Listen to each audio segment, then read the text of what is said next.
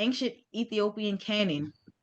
In Enoch 7 1 through 2, it says, "And they took unto themselves wives, and each chose for himself one, and they began to go into unto them, and to defile themselves with them. They taught them charms and enchantments, and revealed to them cutting of roots and plants." Decoded. This describes the Watchers, the falling beings, manipulating Earth's DNA through hybridization, forbidding knowledge, and gene mixing. The root cutting is biotech. The defilement is creating hybrid class to serve them, soulless, programmable, and obedient. Soulless, programmable, and obedient. We're going to go deep, guys. The Cobran Bible, ancient Druidic plus the Egyptian scrolls. In the book of Creation, chapter 4, it says, "There were those who walked as men, but were not men. Their seed was not as ours, and their ways were dark." Straight up, this refers to genetically engineered beings, entities that look human but lack the divine spark. This matches the clay and iron mix in the Daniel prophecy with the Nebuchadnezzar statue and what we now call clones, archon hosts, or NPCs. Let's keep going. This stuff is real. The Nag Hammadi Library, Gnostic Scrolls unearthed in Egypt in 1945. The hypothesis of the archons. It says the archons created bodies for themselves and entered them. The archons created bodies for themselves and entered them, casting forgetfulness upon the man or upon man. But the light within man cried out to the source. So a lot of people are hijacked right now. They're not even themselves. They're in the sunken place. This ancient Gnostic text describes how parasitic entities known as archons use soul disconnect technology to invade bodies, hijack memories, and create a slave matrix, but the original beings remember. The Emerald Tablets of Thoth, Atlantean text pre-Egyptian. In Tablet 1, the history of Thoth, it says, "Far in the past, before Atlantis arose, there were men who delved into darkness, using dark magic to call up beings from beyond." It describes the origin of the elite bloodlines using black magic rituals to call in entities like archons, reptilians, or Enlilites. This led to collapse of Atlantis and creation of secret societies guarding that knowledge now resurfacing. And that knowledge would be called hidden knowledge, forbidden knowledge, like Billy Carson says. It would be that knowledge that they went to secret mystery schools to learn, that made them the enlightened ones to be a part of the Illuminati, the 33-degree Mason, whatever. It's that kind of knowledge that makes you set apart. It makes you enlightened, illuminated. Hence the name Illuminati, meaning the illuminated ones. The Bhagavad Gita, ancient Hindu text, in the Bhagavad Gita 4 7 through 8, it says, "Whenever evil arises, I manifest myself to destroy the wicked and reestablish righteousness. The children of the covenant are embodiments of that return. This isn't about one man descending from the sky. It's about a collective soul code activation when the earth and DNA vibrate back to truth," which is happening right now. Okay? The Gospel of Thomas, suppressed gospel, discovered in 1945. In Elogian 70, it says, "If you bring forth what is within you, what you bring forth will save you. If you do not, what you do not bring forth will destroy you." So this is talking about when a lot of people should have been going through their generational trauma and shadow work. That's what they call it, shadow work. Alchemizing the darkness to the light, going back into your inner child and going back into yourself and remembering memories of trauma or traumatic things that happened to you and forgiving yourself and reanalyzing what happened from a renewed mind and realizing that what happened to you wasn't your fault and forgiving yourself and not holding on to it, or no guilt or no shame, and letting it go. That's what that's about. This is a coded warning about soul potential. Only inner divinity will shield you from this collapse, because if you haven't done this work, then you don't match the frequency for the earth to recognize her child anymore, no matter if you are a child of the sun or not. You don't match the frequency. So if you don't match that frequency and you match the frequency of that matrix, that's what you're going to be recognized as. That's why so many are fading. They never had anything divine to bring forth. So that's why you need to let go of the titles, because regardless of that title, if that person has always been about themselves, if that person has always had motives that ended up being, for their benefit, and they hurt people, and they never like took accountability for it, then they don't bring forth divinity. The fruit doesn't fall too far from the tree. If the apple is rotten, then the whole tree is rotten. Or if the tree is rotten, then all the apples are rotten.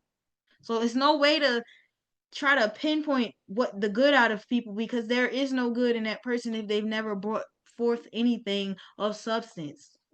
That's why I tell you guys, it's really, really imperative that you don't just listen to anybody when it comes to these processes, because a lot of people just doing it to get money, out of survival mode, out of ego. They talk to you like shit. They're not really teaching you nothing. They learn this stuff. When you gain knowledge and you don't have spiritual backing, and you just gain knowledge, it's gonna be full of ego.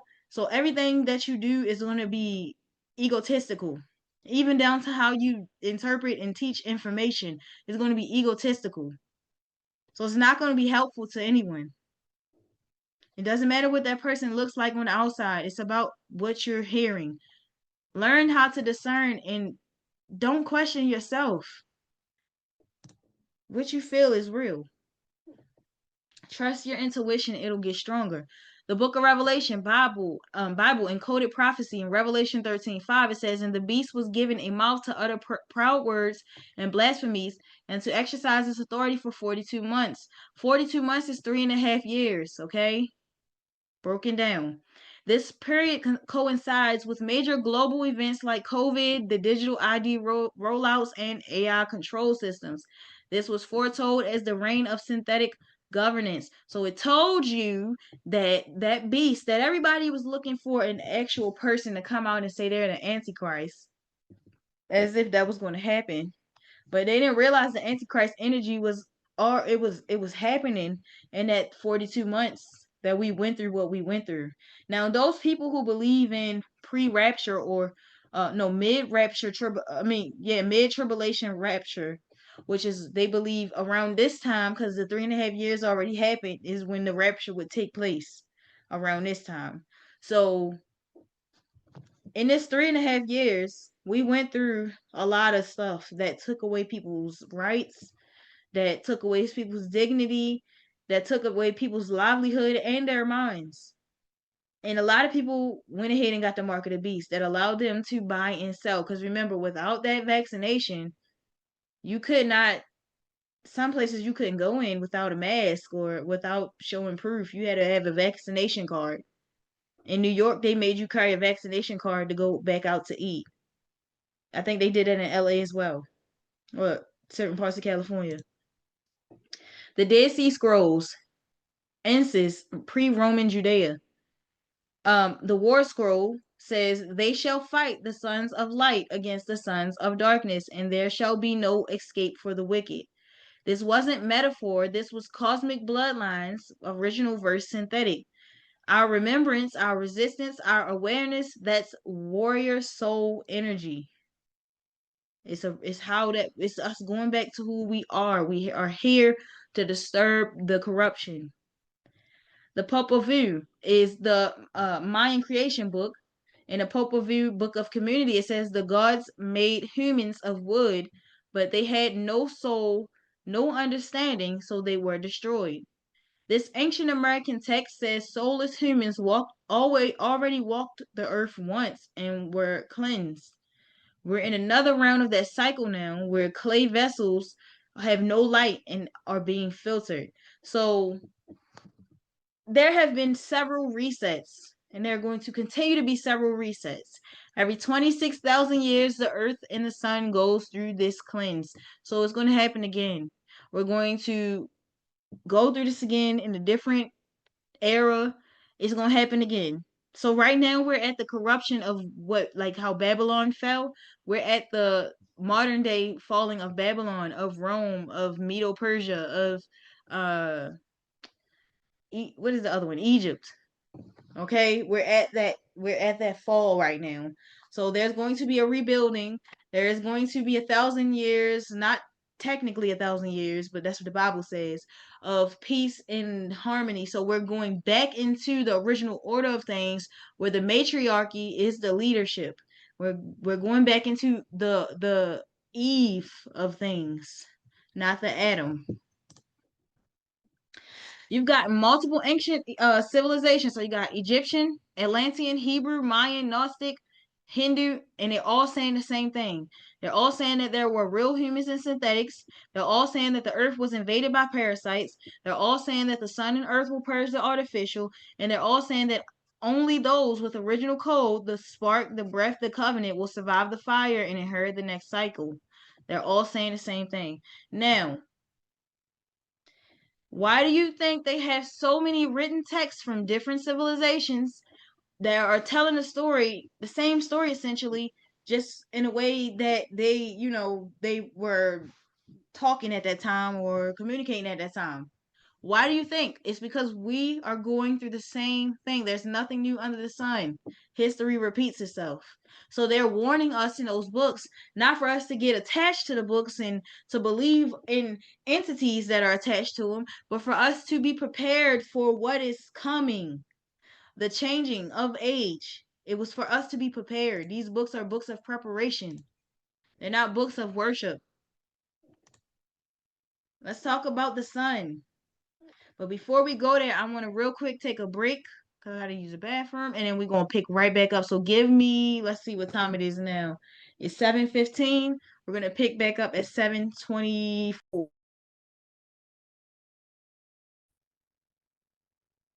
right, so we're back at it. So before we get back to the next part, I want to again get you guys' attention again and ask you guys to verbally say that you're ready to move forward. So unmute yourself and let me know.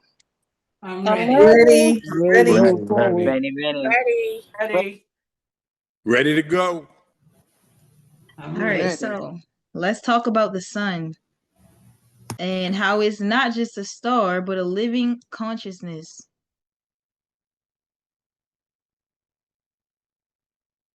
The sun isn't just a hot ball of gas, it's a living father, the eye of Ra, the seed of Christos energy, and a cosmic judge that both activates and purges. When it shines, it doesn't just produce heat, it scans DNA, burns false light from the matrix, and decodes spiritual contracts. It also amplifies frequencies. It is a pure source light, and it carries codes for ascension and exposure. So that's why it's getting hotter, and it's also why the truth is being revealed. So when they were talking about Jesus being crucified on that cross, we had two rare eclipses, one in 2017 that made an X across certain states, and then we had another one just recently last year that made an X across those states where we had total darkness. I was in Texas at that time.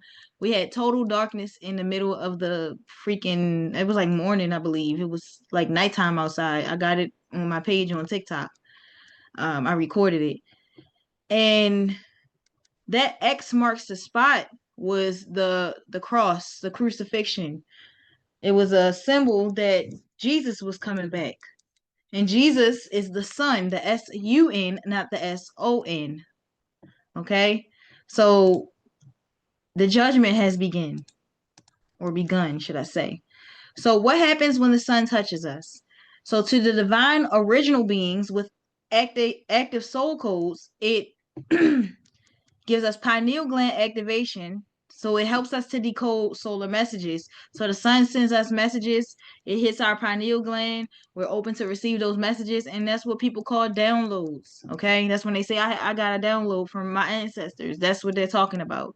Cellular regeneration and DNA strand reweaving. So it helps that junk DNA to start reconnecting.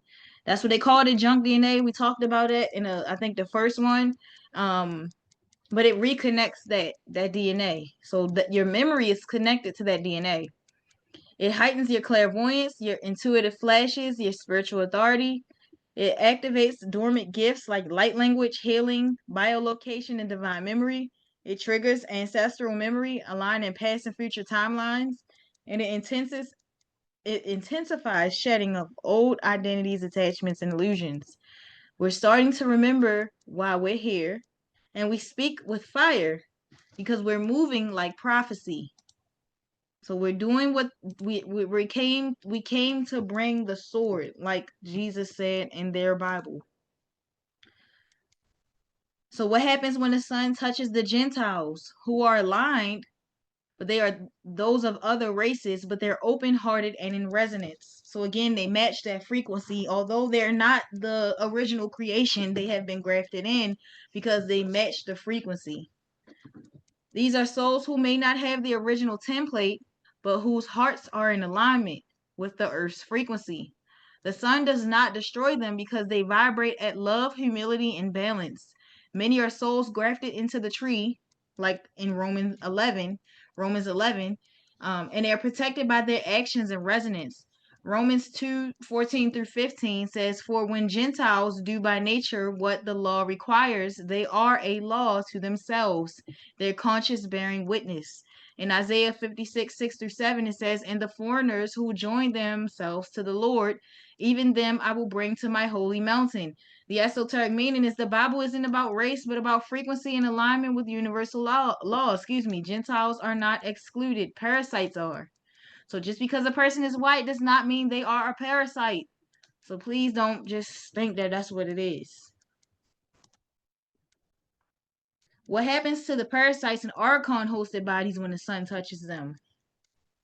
These are not just people, these are walking contracts, housing entities or AI fragments. When the sun touches them, they glitch. They get migraines, mental breakdowns, explosive emotions, heat sensitivity, spiritual and physical. Technology becomes more alive in them than spirit. So when you talk to them, you can hear their programming. Their whole conversation is their programming, okay? They start to act erratically as if their programming is running out of code, and they're like, I don't, like they don't know how to respond to you. They act weird. Okay, so this is what happens when the sun touches them. What happens to parasites in archon bodies? They unravel. Okay, so the solar codes are incompatible with parasitic entities or frequencies. So when the sun is giving off those solar codes through the solar flares and the flash, the parasitic entities cannot break down those messages. They don't have the connection to do so. The light exposes every shadow contract they've made, willingly or by consent. Okay? If their chakra system is corrupted or artificial, which it is in host, they cannot process the energy, it burns them out. So they become very lethargic. They are marked. Those who took injections or nanotech are now frequency controlled. They are compatible with 5G, 6G systems. They become part of the technocratic cloud hive mind and lose autonomy. Their soul matrix gets hijacked and they fall deeper into the simulation layers. So they are bound by the matrix and they cannot come out. This is why I said there are always casualties to every war. And in this spiritual war, a lot of people made their bed and they got to lie in it. Malachi 4:1 says, "For behold, the day is coming, burning like a furnace, and all the arrogant and every evildoer will be chaff, and the day that is coming will set them ablaze." How this ties into today. The sun is releasing CMEs. CMEs are coronal mass ejections, and they're releasing them back to back. Okay, solar flare after solar flare. Why? It's purifying. It's like the great firewall of divinity. You're either receiving light codes or you're being purged by the light. Okay, so when you hear me say light code lockdowns, they had a spiritual dome over top of this planet or whatever you want to call it that was blocking the sun from giving us codes, and they had a fake sun in the sky. That sun didn't feel the same on your skin, and it didn't look yellow in the sky. It looked white, like a LED light. And when it touched your skin, it felt like a magnifying glass. You know how they take the magnifying glass and burn the ants? That's what it felt like. It did not recharge or go through your skin and come like how I said my bones warm up with the sun now, and the sun is yellow. That was a false sun. You guys should have already seen it too. It's in China. China created the false sun. Okay, and it's a whole lot of LED lights. What's happening is a spiritual photosynthesis. Okay, because essentially we are walking plants.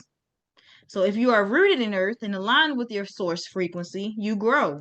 If you are artificial, synthetic, parasitic, or contract bound to the false matrix, you wither. And you'll be able to tell by that you can judge them by their fruits, like their book says. This is the divine divide. Again, Matthew 24:40. Two will be in the field, one will be taken, one will be left. The taken one is the parasite. The one left is the remnant. So let's do a quick breakdown. Who? Sovereign beings. How the sun affects them. It activates and ascends them. It's focused on the crown and solar plexus chakras. And the outcome is gifts, return, and DNA unlocks. So we're living our best lives. We're remembering. We are having a lot of things happen to us that's good. Finances are getting better. We're not struggling. We're getting closer and closer every day. Gentiles in heart. The sun affects them by grafting them into the covenant. It is directly affecting their heart chakra. So they're getting the circumcision of the heart. The outcome is that if their heart chakra is open and they are completely grafted in, no matter what their color, origin, or any of that is, they are protected by the frequency. So the earth will protect them because it will understand their frequency. For the parasites, the sun will disrupt and break down, and it's hitting their root and sacral chakras. The outcome is burned out or absorbed into technocratic systems. So they're either going to go deeper into AI or they're going to completely burn out. Let's get into genes. Dominant versus recessive genes and what they really are. Let's unlearn the school lies. So dominant and recessive are not about better or worse, or better versus worse. They're about force of presence versus fragility of presence. So I don't want to try to make it seem like this is some superiority type of situation, some egotistical, racist, or race bait type of issue. No, I'm just telling you exactly what the facts are when it comes to dominant and recessive genes. Dominant genes carry more light, more melanin, more rhythm, more charge. They are resilient, hard to override, hard to erase. They're persistent even when mixed repeatedly, and they show up in skin color, hair texture, bone density, facial structure, and even behavioral coding. So an example is one black parent plus one white parent equals a child with melanated features, curlier hair, and denser bone structure. The black parent's genes will show up. Okay? The recessive genes are mutations or adaptations that arose from environmental starvation or trauma, like cold climates, lack of sunlight, and isolation. They carry less melanin, less rhythm, less charge, are weaker, more easily overwritten, and require preservation and protection to stay present. An example, two white parents will always have a pale child.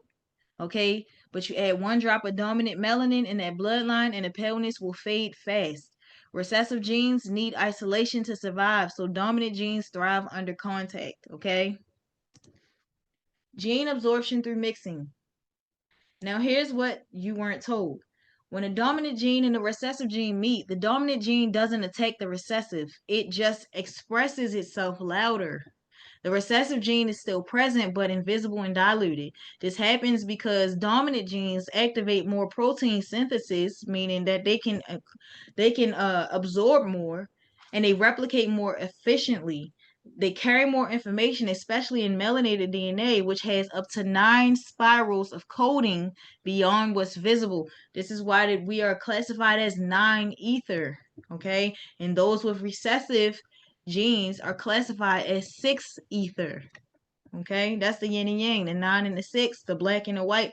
It's all duality. It's all about balance.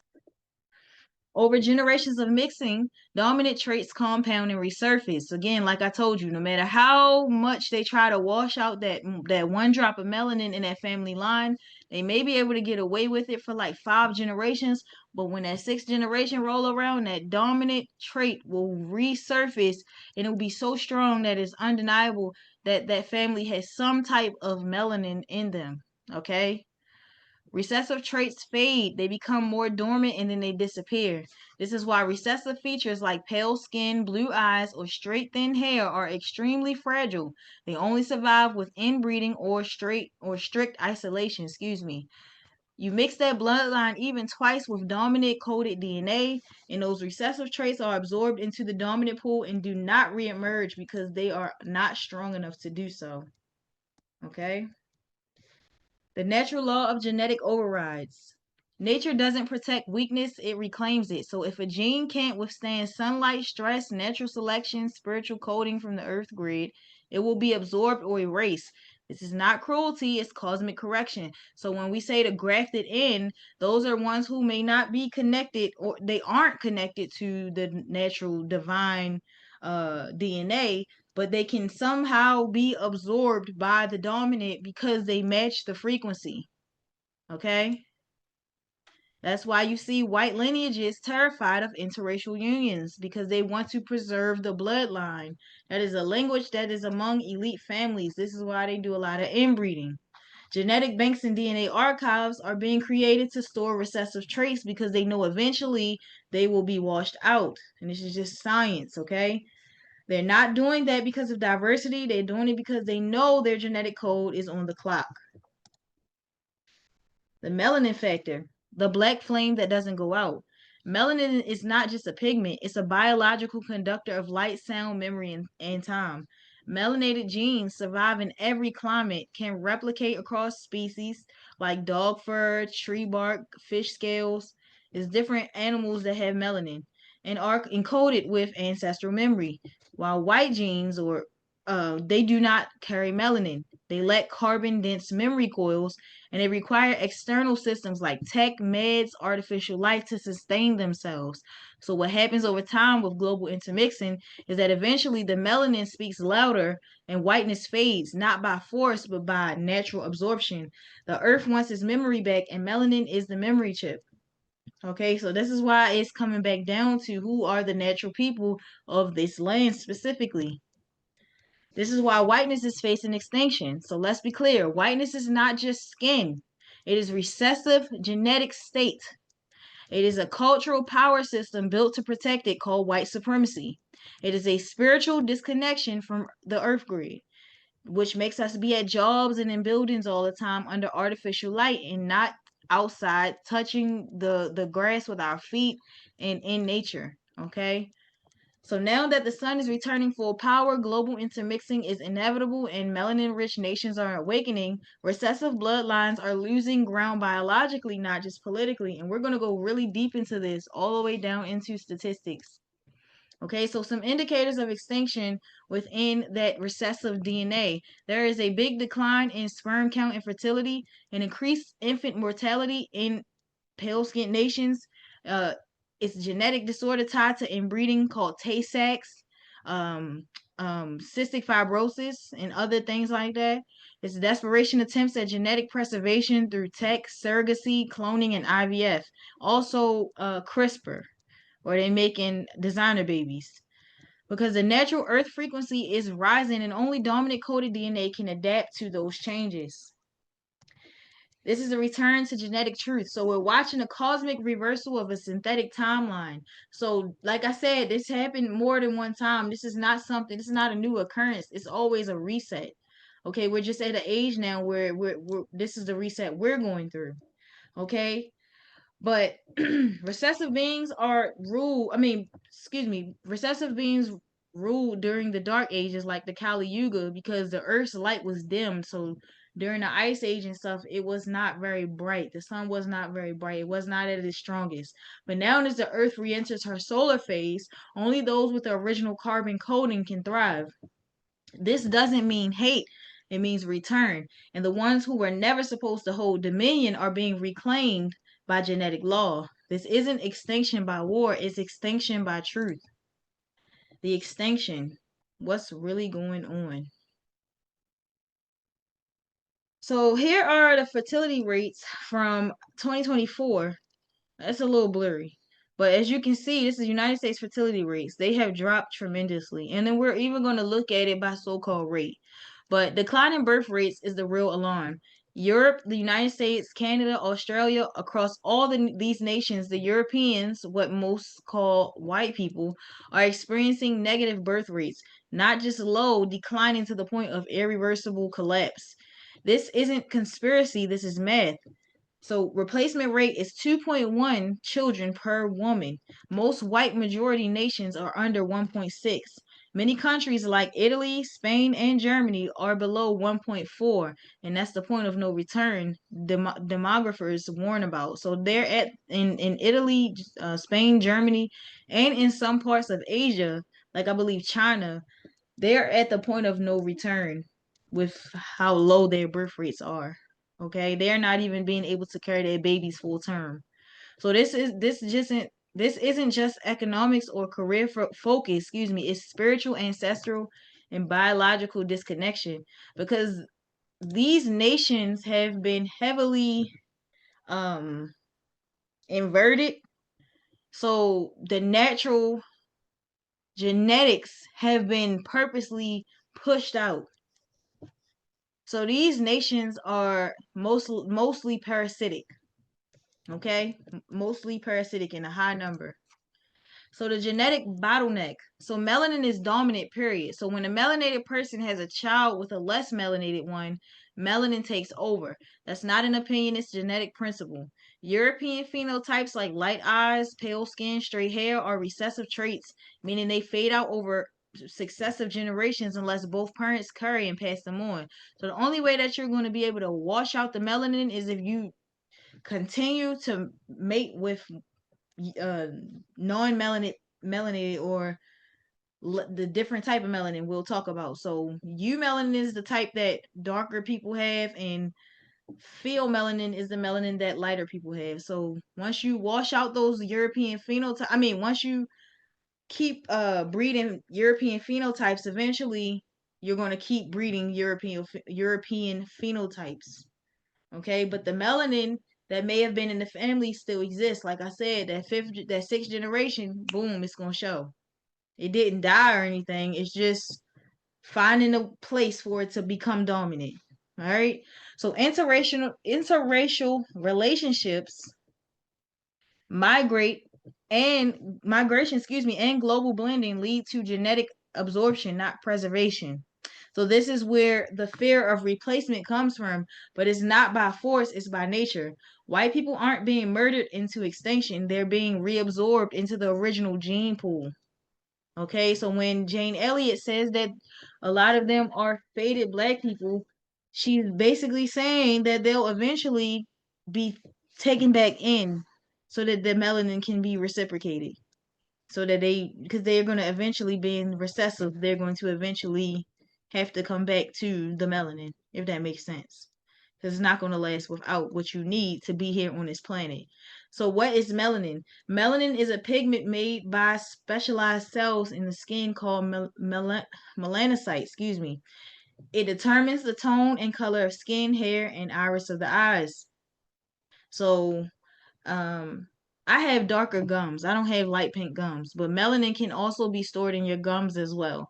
So if you got like darker gums, that's telling you have melanin. If you got darker eyes, you have darker hair, darker skin.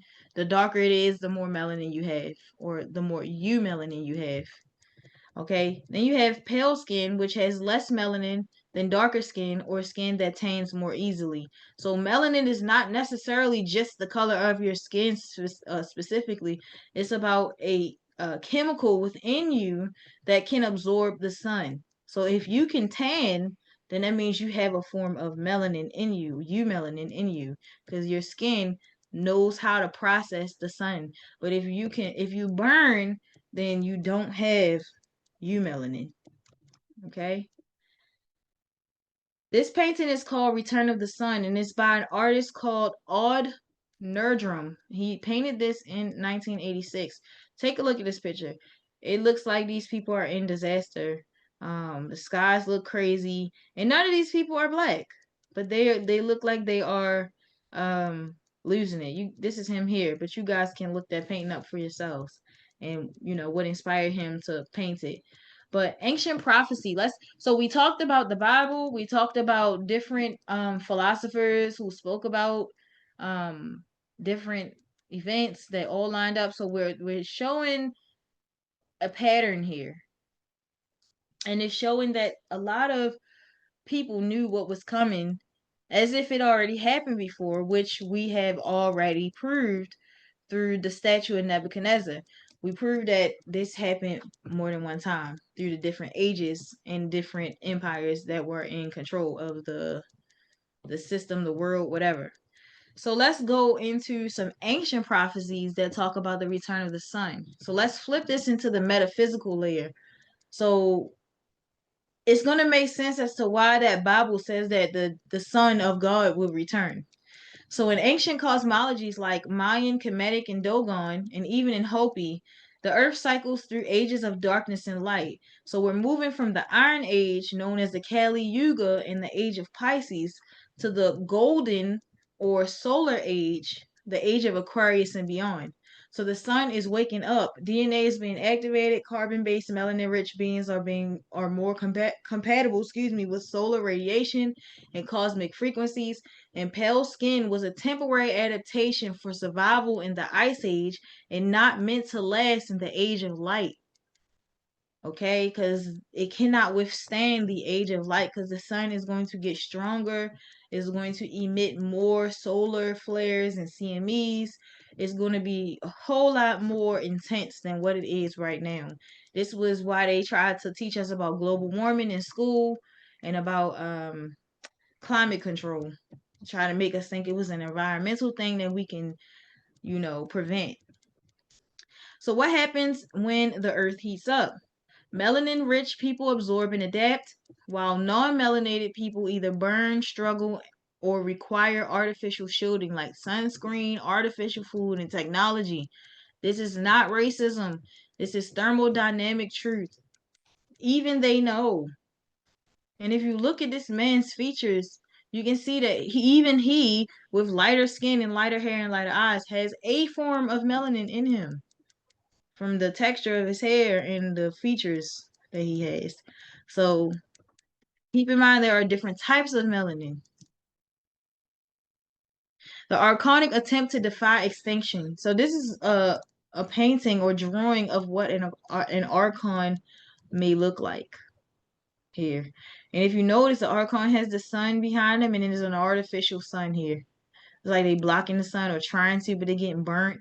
But there's an artificial sun here as well.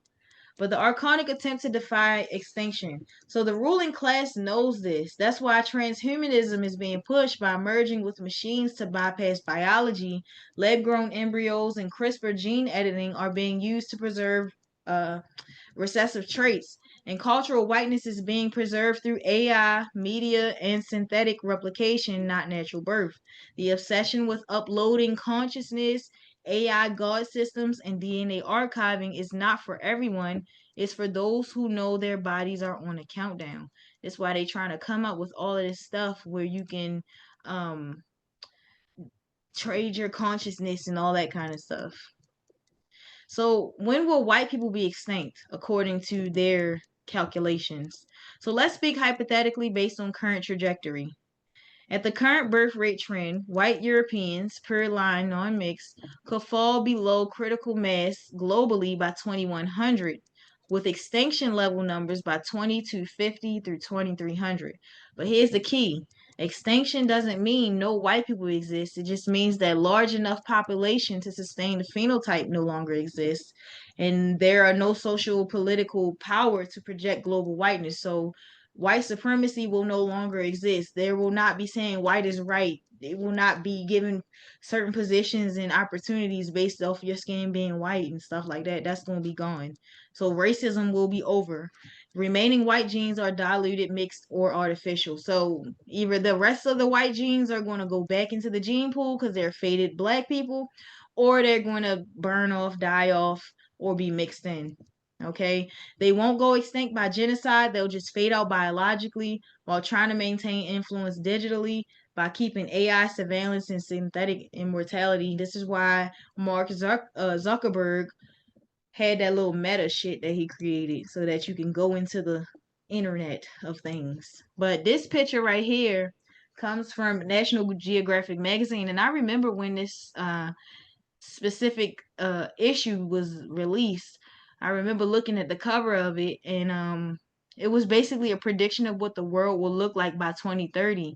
And if you at first I was like, this is some bullshit, but they're not going to tell you the full truth, but they're telling you without telling you. And if you really look deep into each one of these individuals that are AI generated, because these are all AI generated predictions, you'll notice that the white genes are starting to fade more and more. If you really look at it, there's no blue eyes, there's no light eyes other than the green ones. The green comes from brown. When brown is a dominant color, that comes from black, which all colors come from black. But I'm just saying, you don't really see too much like Anglo-Saxon type of features here. You see what they call red hair or ginger or whatever. You see more tanner skin. You know, the skin is not as white, it's not as pale. The hair is darker, it got more texture to it. Even the hair that's straight is just the features of the person is a lot more less Eurocentric, if that makes sense. But this is their prediction. So they're telling you without telling you. Even though they're, mucking it up, they're still telling you without telling you. So what comes after? The power structure knows what's coming. That's why the world is being destabilized. This is not a war of race, it's a war of time. That's why they're trying to say they're going to go to Mars, or they're going into the underground bunkers and things of that nature. But because if carbon-based beings, which are melanin dominant, awaken to their full potential and remember who they are, the game ends, and the sun takes the throne again. The four ages of man across cultures. So let's really go into it, because these are the ages that um like when I say they repeat themselves, we're going to talk about these cycles. So every advanced ancient system speaks of cycles or ages, different names, same blueprint. So we got system, golden age, silver age, bronze age, and iron age. So Greek had the golden age called Chronos, that was also known as golden age. Their silver age was called Zeus. Their bronze age was heroic, bronze, and their iron age was iron corruption. Hindu had the Satya Yuga in the golden age, in the silver age the Treta Yuga, in the bronze age the Dvapara Yuga, and in the iron age the Kali Yuga. In Kemet they had the Zeptepi in the golden age, the silver age had unknown names, the bronze age was dynastic, and the iron age was darkness and confusion. So these are the Ouroboros, the snake eating its tail. These systems are revolving, they are cycles. So we're gonna go through these ages non-stop. My father used to say the world ain't ending. It's not. It's just gonna go through cycles and stages. It's feminine in nature, just like us, feminine vessels. We go through a cycle every month. The earth goes through cycles as well. So we are in the end of the Iron Kali Yuga, also called the Age of the Machine, the Age of the Shadow People, or the Age of White Domination. It is the furthest age from source and is ruled by artificial light, hence the Matrix, false rulers, identity inversion, and disconnection from natural law. Each age ends with a cleansing, a flood, fire, quake, solar burst, or all of the above. And guess what happens after the iron?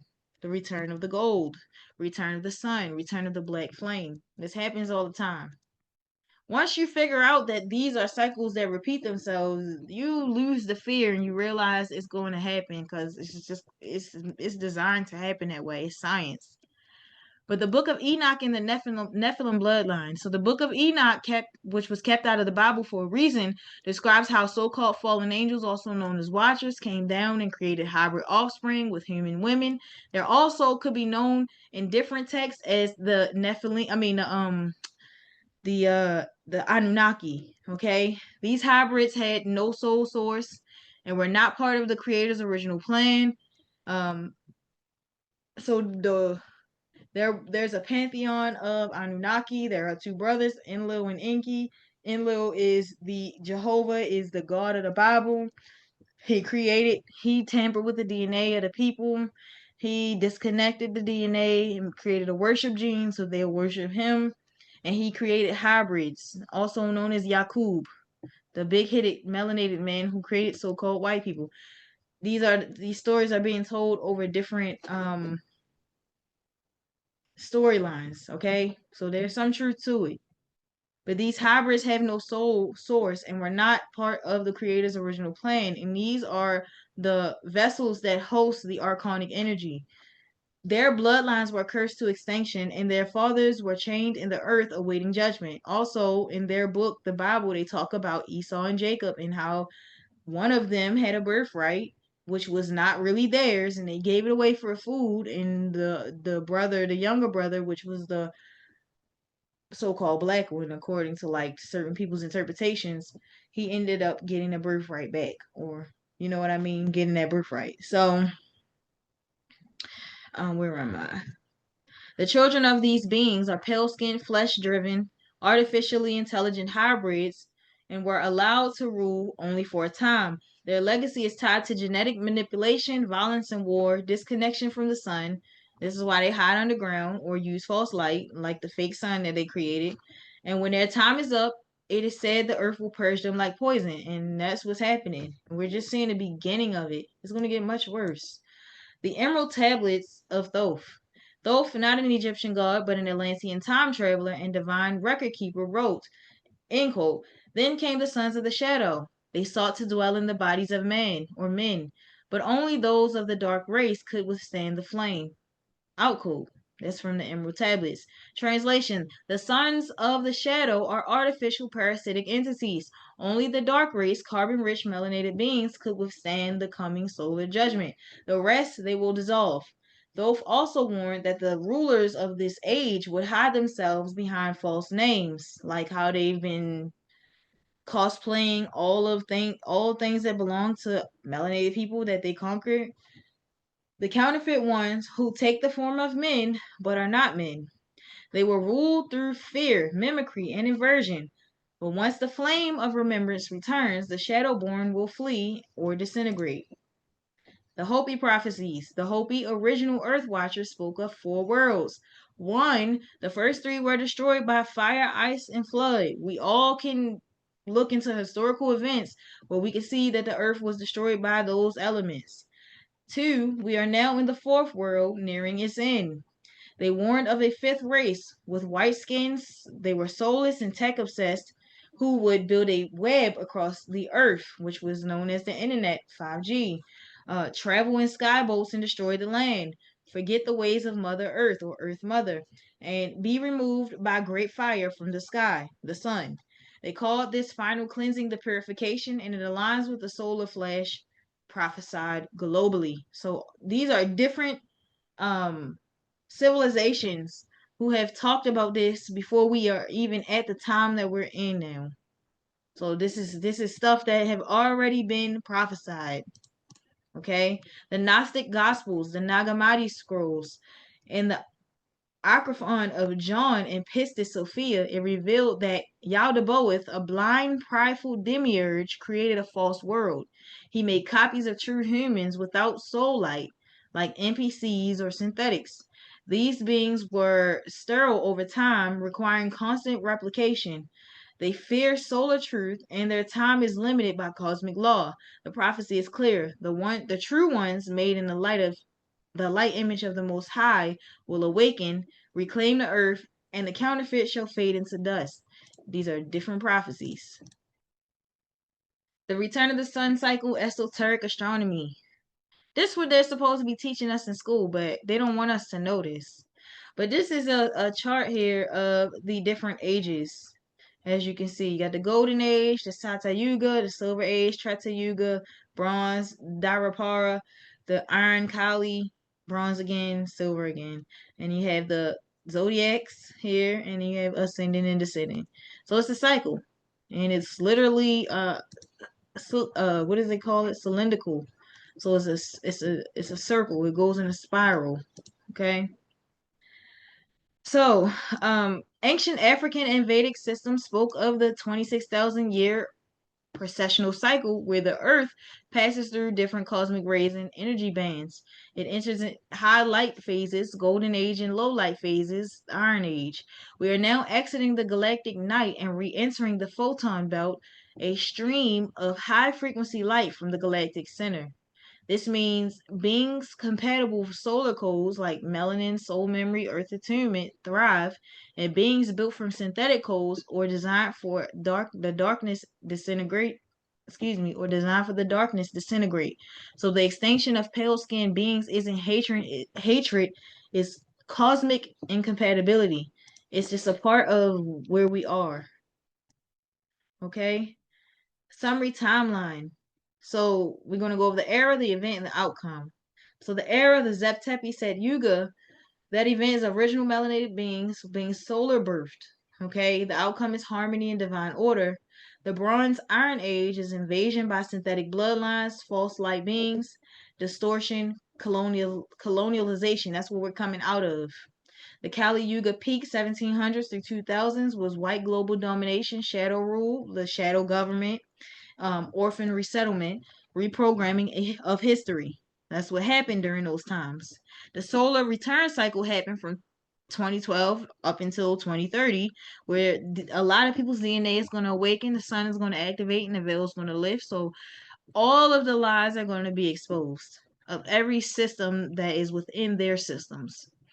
And the outcome is extinction of counterfeit lineages. So all of the lies that they told about who's who is going to be revealed.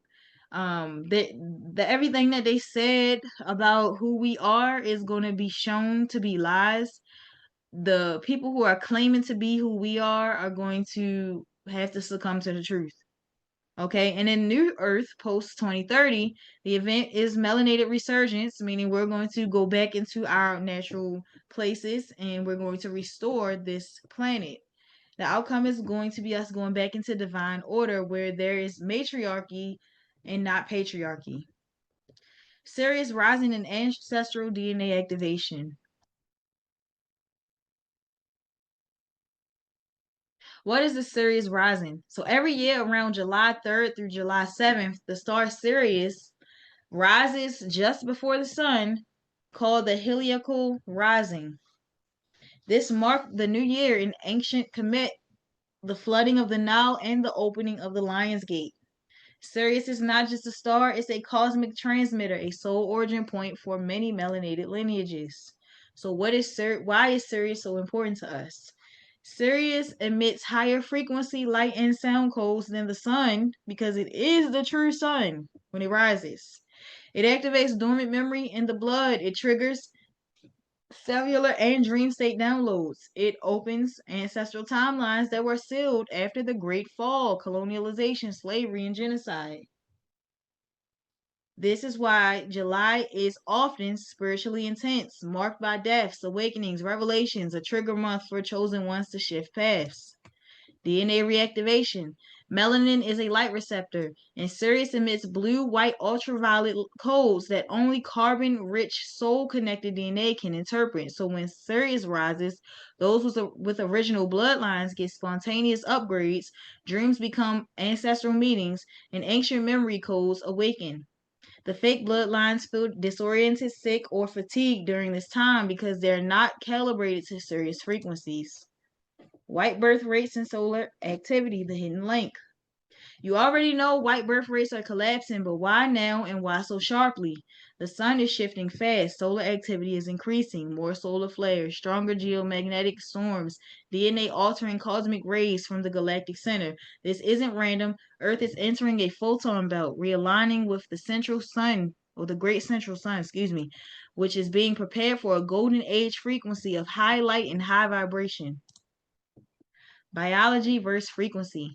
White skin was an adaptation for ice age survival, low UV environment, dim light climates, but now the environment is too hot, too UV intense, too spiritually charged for pale skin and recessive bloodlines to maintain equilibrium. And in result, we will see fertility collapses like we're seeing, increased sperm degradation, egg fertility, and miscarriage. So rise in autoimmune disease and DNA damage. This is not evolution. This is systemic incompatibility with incoming solar codes. Melanin acts as a buffer, an amplifier, and a translator of solar light, while pale skin genetics were never designed to withstand the return of the solar frequency. And the people who control it, I'm not gonna say people, but the ones who created them knows this. That's the messed up part about it. Prophecies naming melanated women as carriers of the next golden age. Now, these are some prophecies that say that melanated women are going to be in charge of this golden age. In Kemet, ancient Egypt, Osset, Isis was the keeper of the divine throne, the only being who could resurrect the god Osiris. That's why they use the phallus in the dome in Washington. It's a perversion of Kemetic um, uh, forbidden knowledge. Her womb was the stargate, not metaphorically in turn, but literally. Okay, so all melanated wombs are stargates, and they can be hijacked. But that's a different story for a different day. All pharaohs were chosen through matrilineal descent because only the womb of the black woman could hold the solar bloodline. The throne shall pass through she who holds the codes of Sirius. This comes from Kemetic scrolls. Dogon prophecy. The Dogon of Mali, direct descendants of Sirius B, knowledge says that when the mother returns from silence, the earth will hear her song and be restored. They speak of a time when melanated women, once suppressed, would regain their voice. They would begin birthing new humans with crystalline DNA. The earth's harmony would be rebalanced through their frequency and water codes. Hopi and Mayan codes. The Hopi Blue Star prophecy speaks of the return of the Spider Woman and the rise of the Rainbow Tribe. Spider Woman equals web of creation, the one who weaves timelines and births reality. Rainbow is not skin color, but DNA light spectrum restoration. This points directly to melanated women reconnecting to source and repairing the human genome. Revelations 12, yes, even the coded Bible speaks of it. A woman clothed or cloth with the sun and the moon under her feet and a crown of 12 stars. This is not Mary. It is the divine melanated mother encoded. It is the Madonna that they have in their churches all over Europe, the Black Madonna, okay? Clothed with the sun is melanin cloak solar frequency holder. Moon under her feet is menstrual sovereignty, emotional mastery. Crown of 12 stars is the 12-strand DNA ancestral alignment. Okay, the dragon waits to devour her children because her children represents the return of the original bloodline, which whitewashed Christianity taught you that this was symbolic, but this is genetic prophecy. They didn't want you to know. What's happening now? Melanated women are dreaming different. Wombs are clearing ancestral trauma. Hair is growing in crown patterns, and children are being born with otherworldly recall, speech, and energy. There's some children that can remember things that children should know. This is not a trend. This is a cosmic restoration of the Great Mother. The same black womb that seeded civilization will seed the golden age. All right, so now we're going to get deep into some real stuff. And so I got a disclaimer here. I got a warning here. The next slides contain explicit content, so viewer discretion is advised. So if you got any children around you, you might want to not allow them to see this part unless you're okay with them learning about this in all ways.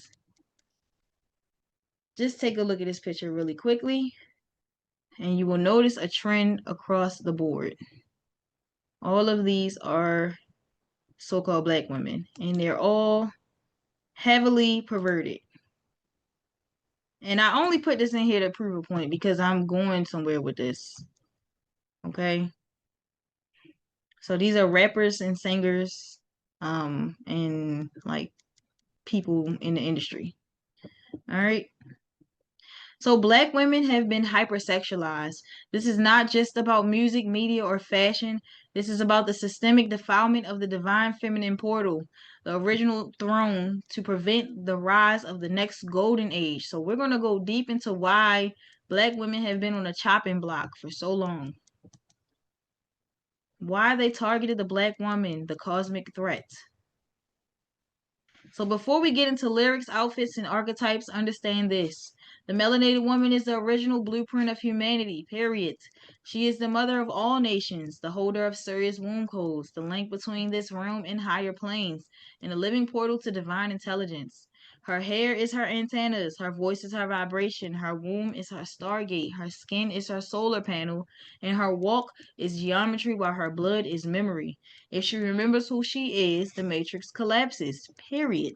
So the system said, if we can't kill her, let's corrupt her image. And it started with them doing it as young as this, with these pickaninnies that they drew of us. And this is a child. Why would they have a child with no clothes on? Hypersexualization, the modern altar of humiliation. Every empire knows to conquer a people long term, you must defile their goddess.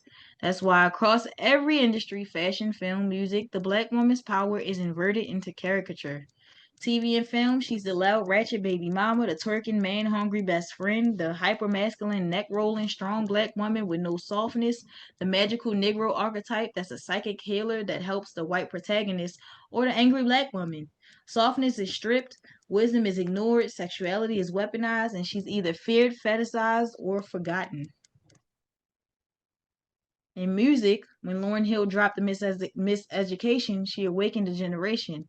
When India Arie said, I am not the average girl from your video, she became a problem. But what does the industry do? Excuse me. What does the industry do? It shoves forward half-naked clones, artists singing about sexist survival, lyrics celebrating being for sale or savage, twerking as a liberation movement instead of spiritual ritual turned circus. And don't think that's by accident. It's ritualistic mocking. The priestess becomes strippers. The cosmic life givers were renamed hoes. The divine dancers were turned into viral TikToks and OnlyFans subscriptions. The war is psychological, not just physical. From a young age, black girls are shown their beauty means sexual desirability. Their value is their body parts. Their worth is male attention, and their power is how loud, aggressive, or seductive they can be. But the true power of the melanated woman is in her ability to speak worlds into existence. Her emotional intuition used to birth entire civilizations, and her silence, mystery, and depth. So when they see a woman like India Arie walking barefoot on stage or Lauryn Hill saying, don't be a hard rock when you really are a gem, the system panics because now the slaves are waking up. That's what they wanted us to think we were. And the priestesses are starting to sing again. Let's talk about Sarah Bartman. That first picture of the lady with the big butt too was her too. So Sarah Bartman was the first public sacrifice goddess, excuse me. So she what they did to her was pretty sad. But anyway, let's tell the truth about Sarah Bartman and not a school book lie. She was not just exhibited, she was ritually humiliated, sexually enslaved, and spiritually dismembered. She wasn't taken from South Africa, but she was relocated to South Africa. Okay, she was originally an American Indian in the early 1800s. She was shipped to Europe and paraded like livestock. She was stripped naked in cold rooms while white men poked, measured, and touched her body. She was laughed at for her large buttocks, wide hips, and full lips, and the very features now surgically mimicked by white people today, or white women today, or all women today, even women who were naturally born with that, they're getting BBLs and all that. But this is her natural figure. Okay, and they laughed at it and they did all types of stuff to it, but you'll see. Sarah Bartman didn't. So this is again a picture of her, and you see what she's wearing. She was American Indian.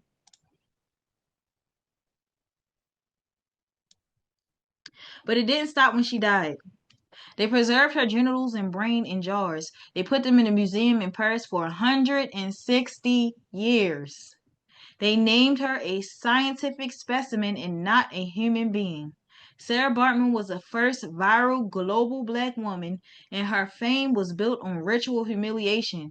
She is the prototype for every twerking, exploiting, over sexualized black woman on screen today, not by her will, but by design. And the punchline is that white women are now selling and profiting from the same features she was tortured for. That's not empowerment, that is symbolic theft through blood and trauma. And this is what her body ended up looking like before it got while it was in the museum, and they eventually got it out and buried her, gave her a proper burial. Look at this. These are the same descendants of the women who laughed at Sarah Bartman, went out and bought dresses that made them look like her. And now we have normalcy of them going out and paying for the features that we were mocked for. Because they know that the black men they want to bed wench with like those features. So they gotta make themselves look closer to the blueprint while saying that the blueprint ain't right or it's ugly. They pushed out Lauren and India for a reason. Lauryn Hill warned you, you might win some, but you just lost one. They punished her for calling out the industry, loving her blackness unapologetically, and uplifting divine feminine energy by choosing her children over the contract. India Arie said, I'm the soul that lives within, and the label said that don't sell. Because healing music dissolves trauma loops, and the system thrives off a trauma reputation or repetition. So as long as they're giving you trauma over and over and over, they're gonna make you important. They're gonna blow you up, you're gonna be famous. But when you start speaking things that can awaken the people, they don't want you in the system, so they'll find a way to get you out. So they took the stage from the women whose frequency healed nations and gave it to empty vessels shaking their ass for dollar bills and male validation. You corrupt what you fear.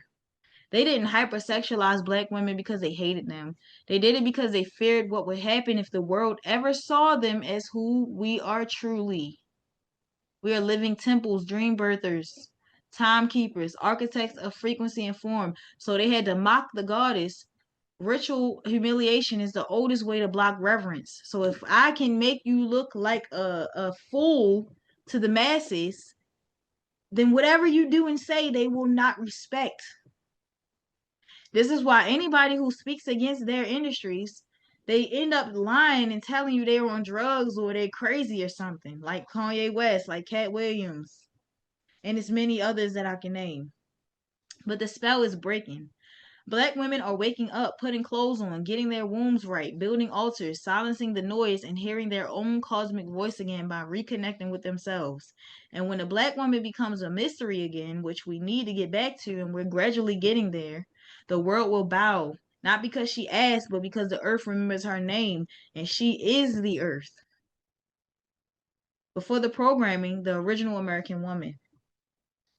Before colonization, the original American woman wore her hair in locks, coils, wraps, and braids, had zero shame about her nose, skin, hips, or stretch marks, practiced ritual bathing, used clay, copper combs, smoke herbs, and natural elements for beauty, did not define herself by a man's validation or proximity to Eurocentric ideals, and was often barefaced and radiant, not for seduction, but because her aura spoke first. Her appearance was not decoration, it was sacred technology. Her hair wasn't just hair, it was a wireless antenna to the ancestors, and her hips weren't a problem.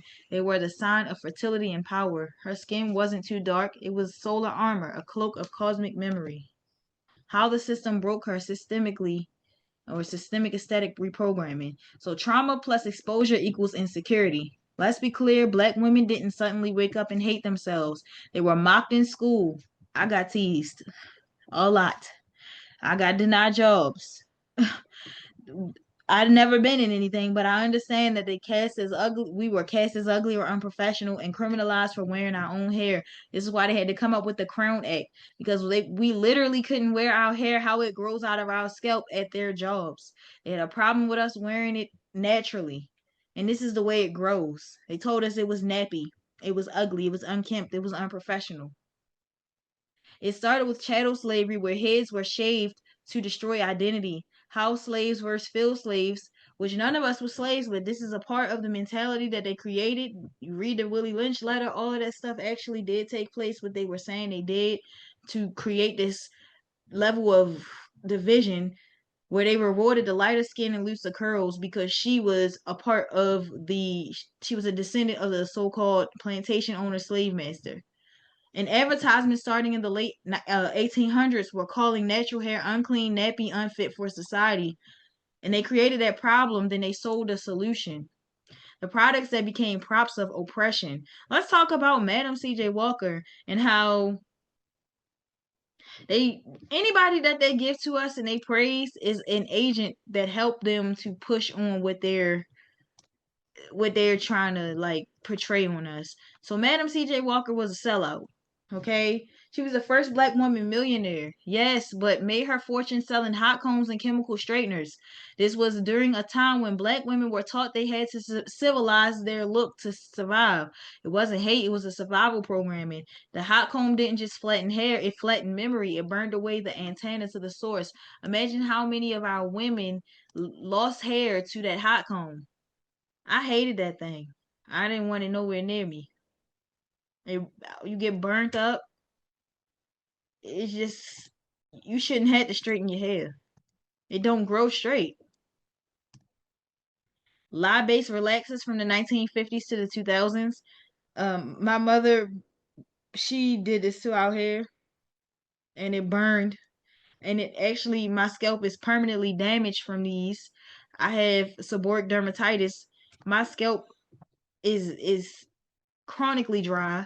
I had to cut my locks so that I could take care of my scalp because my scalp is so damaged from these products here. But these chemicals literally cause scalp burns, hair loss, and over time reproductive harm. They're packaged as just for me, marketed to little black girls, and reinforce the belief that your coils must be fixed to be lovable. These weren't beauty products, they were ritual tools of energetic disconnection. Because if they can make you look different and disconnect from who you are, they can have your mind. They can make you who they want you to be. This stuff causes fibroids. So a lot of black women walking around with fibroids inside of them because of these chemicals. It causes all types of cancers, especially cancers to the womb. Weaves and wigs explosion from the 1980s to present. So imported hair from India, Brazil, Southeast Asia. Energetically, you're placing another woman's crown, culture, and trauma over your third eye by putting these wigs and weaves in your hair. And many weaves are collected from funeral rites. So they're coming from dead people. They're coming from the sewers in India and in Eurasia and in different parts of Asia, where there are people who are so poor that they die on the street and they go and cut their hair off and resell the hair to people over here. True story. They get it out of the drains. They get it out of the sewers. You're not wearing a person's hair who was clean. You're wearing somebody's hair who was extremely poor. Or you're wearing hair of a person who has sacrificed it to their God for what they believe in. So that hair has an entity on it. And you're putting it on your own hair and wondering why you're scattered. Wondering why you can't think straight, why your brain is all over the place.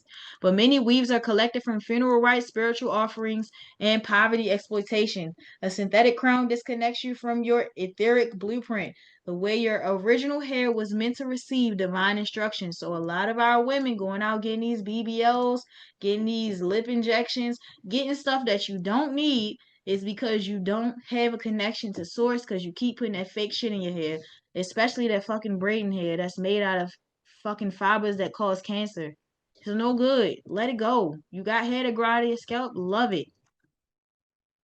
Mass media mockery and idol inversions. So in TV and film from the 1990s to 2010s and now, you got dark skinned girls, which would be the sidekick, and the natural hair girl is the angry, militant, poor, unkempt, or undesirable, while the straight hair, racially ambiguous woman is the love interest or the beauty or the one that all the men are lusting over.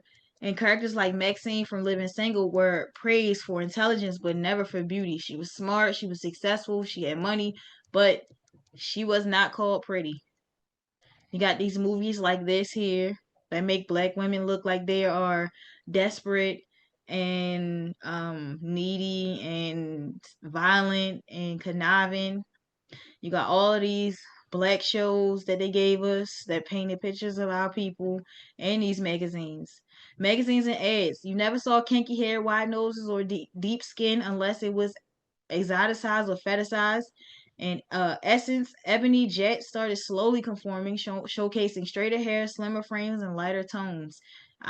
These magazines were like a part of my life a lot. So a lot of what we thought was beautiful came from these magazines. Music. Lauryn Hill wore locks. They call her radical. Erykah Badu wore head wraps and they call her strange. Nicki Minaj wore lace fronts and rapped about sex and she got sponsored by Pepsi and she looks a damn mess right here. But she's the best selling female rapper in ever. Okay? In the eyes of the industry, blackness only sells if it's stripped, bleached, and bent into caricature. And she's a caricature here, Nicki Minaj. You can see the archetype that they wanted her to be. Even with the BBL that she came out with the BBL, and she was like one of the first. For those of you that don't know, BBL is a Brazilian butt lift. It's a surgery that make your butt bigger. But when she came out, nobody in the black community was getting those types of enhancements. So she brought on a whole new uh thing for the black community. Like she brought on something that the black girls wanted. Cosmetic surgery and the war on divine form. Nose job, skin bleaching, taught to hate broad features, rich skin, and Negro phenotype. Sammy Sosa, Lil Kim, Vibes Cartel, all use bleaching, becoming unrecognizable. And this picture here is not even how she looked originally. This is already after some surgeries, but she made herself look worse. Companies like Ambi, Fair and Lovely, and other global brands profited from this self-erasure. Those companies sell bleaching cream. Okay, in America, the so-called black people here don't really have an issue with bleaching their skin. It's more so like the celebrities, and that happens in the Caribbeans and in Africa more. BBLs again, Brazilian butt lifts. This is K Michelle looking a hot mess. I'm glad she got it removed because it just wasn't it. But the same body type Sarah Bartman was enslaved and mocked for is now a billion-dollar industry. But instead of honoring the naturally built copper American woman, they created factory-made limitations. The system now mass produces fake black women while telling real black women they're too much. BBLs are not just surgeries, they are trauma responses weaponized through a scalpel. And it's just because black women are starting to feel less desirable. And pop culture is telling them to be sexy, you got to look like these clones that we put before you, which is the celebrities. Why they needed to erase her image? Because the natural state of the black American woman is the mirror that collapses the illusion. She is a visual interpretation to Eurocentric supremacy, a living record of divine geometry and harmony, a frequency disruptor in her rawest form. If she wears her crown, which is her natural hair, walks with her hips, which is ancestral rhythm, and speaks from her womb, which is soul voice, every lie about history, power, beauty, and God collapses. So instead, they sold her back pieces of herself in the way they wanted it to be. They trained her to love the synthetic and fear her source, and replaced the sacred with the assailable.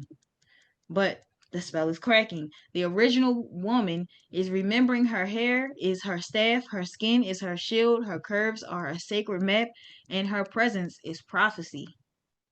So at some point, all of the little fake ones that's stuck into that stuff is gonna start wearing away. It's gonna start going away. I remember when the natural stuff started coming back, and a lot of women were jumping onto being natural, and it was wonderful. It was the best. But we need to get back to this here, which y'all see on the screen. That's just natural beauty. The Black Barbie agenda and how they cloned the goddess. Barbie as a mind control device for girls. So Barbie was never a toy. She was a tool of mass feminine programming. That's all Barbie was created for in intention. When Mattel released the first Barbie in 1959, they created a 5'9", size 0 perma smile, meaning permanently smiling, pale skin, blue-eyed, blonde archetype with impossible proportions. Her waist would not physically allow for internal organs. But here's what matters. Barbie was the first mass distributed feminine standard placed into millions of little girls' hands. From day one, Barbie had no stretch marks, no cellulite, no belly, never changed weight, had an afro, or walked barefoot on soil. Always wore heels, synthetic hair, and had passive, pretty facial expressions. That wasn't a doll. This was a training tool to of an identity projection, what they wanted women to be. The Black Barbie clone from the 1980s to 2000s.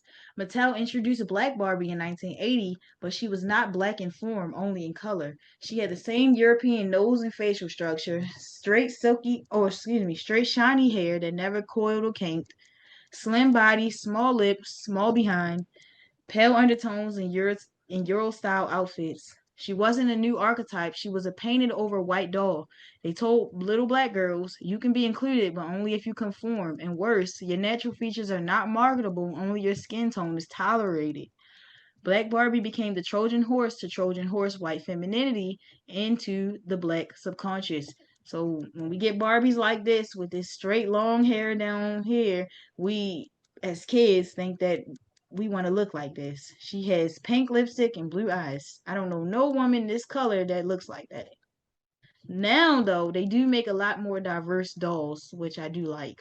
They got like different sizes, different heights, disabilities. Like I like how they make them now, but that's because people, raise a lot of awareness into how exclusive Barbie was. But psychological warfare through beauty standards. So by the 1990s and 2000s, every magazine, music video, commercial, and toy repeated this formula.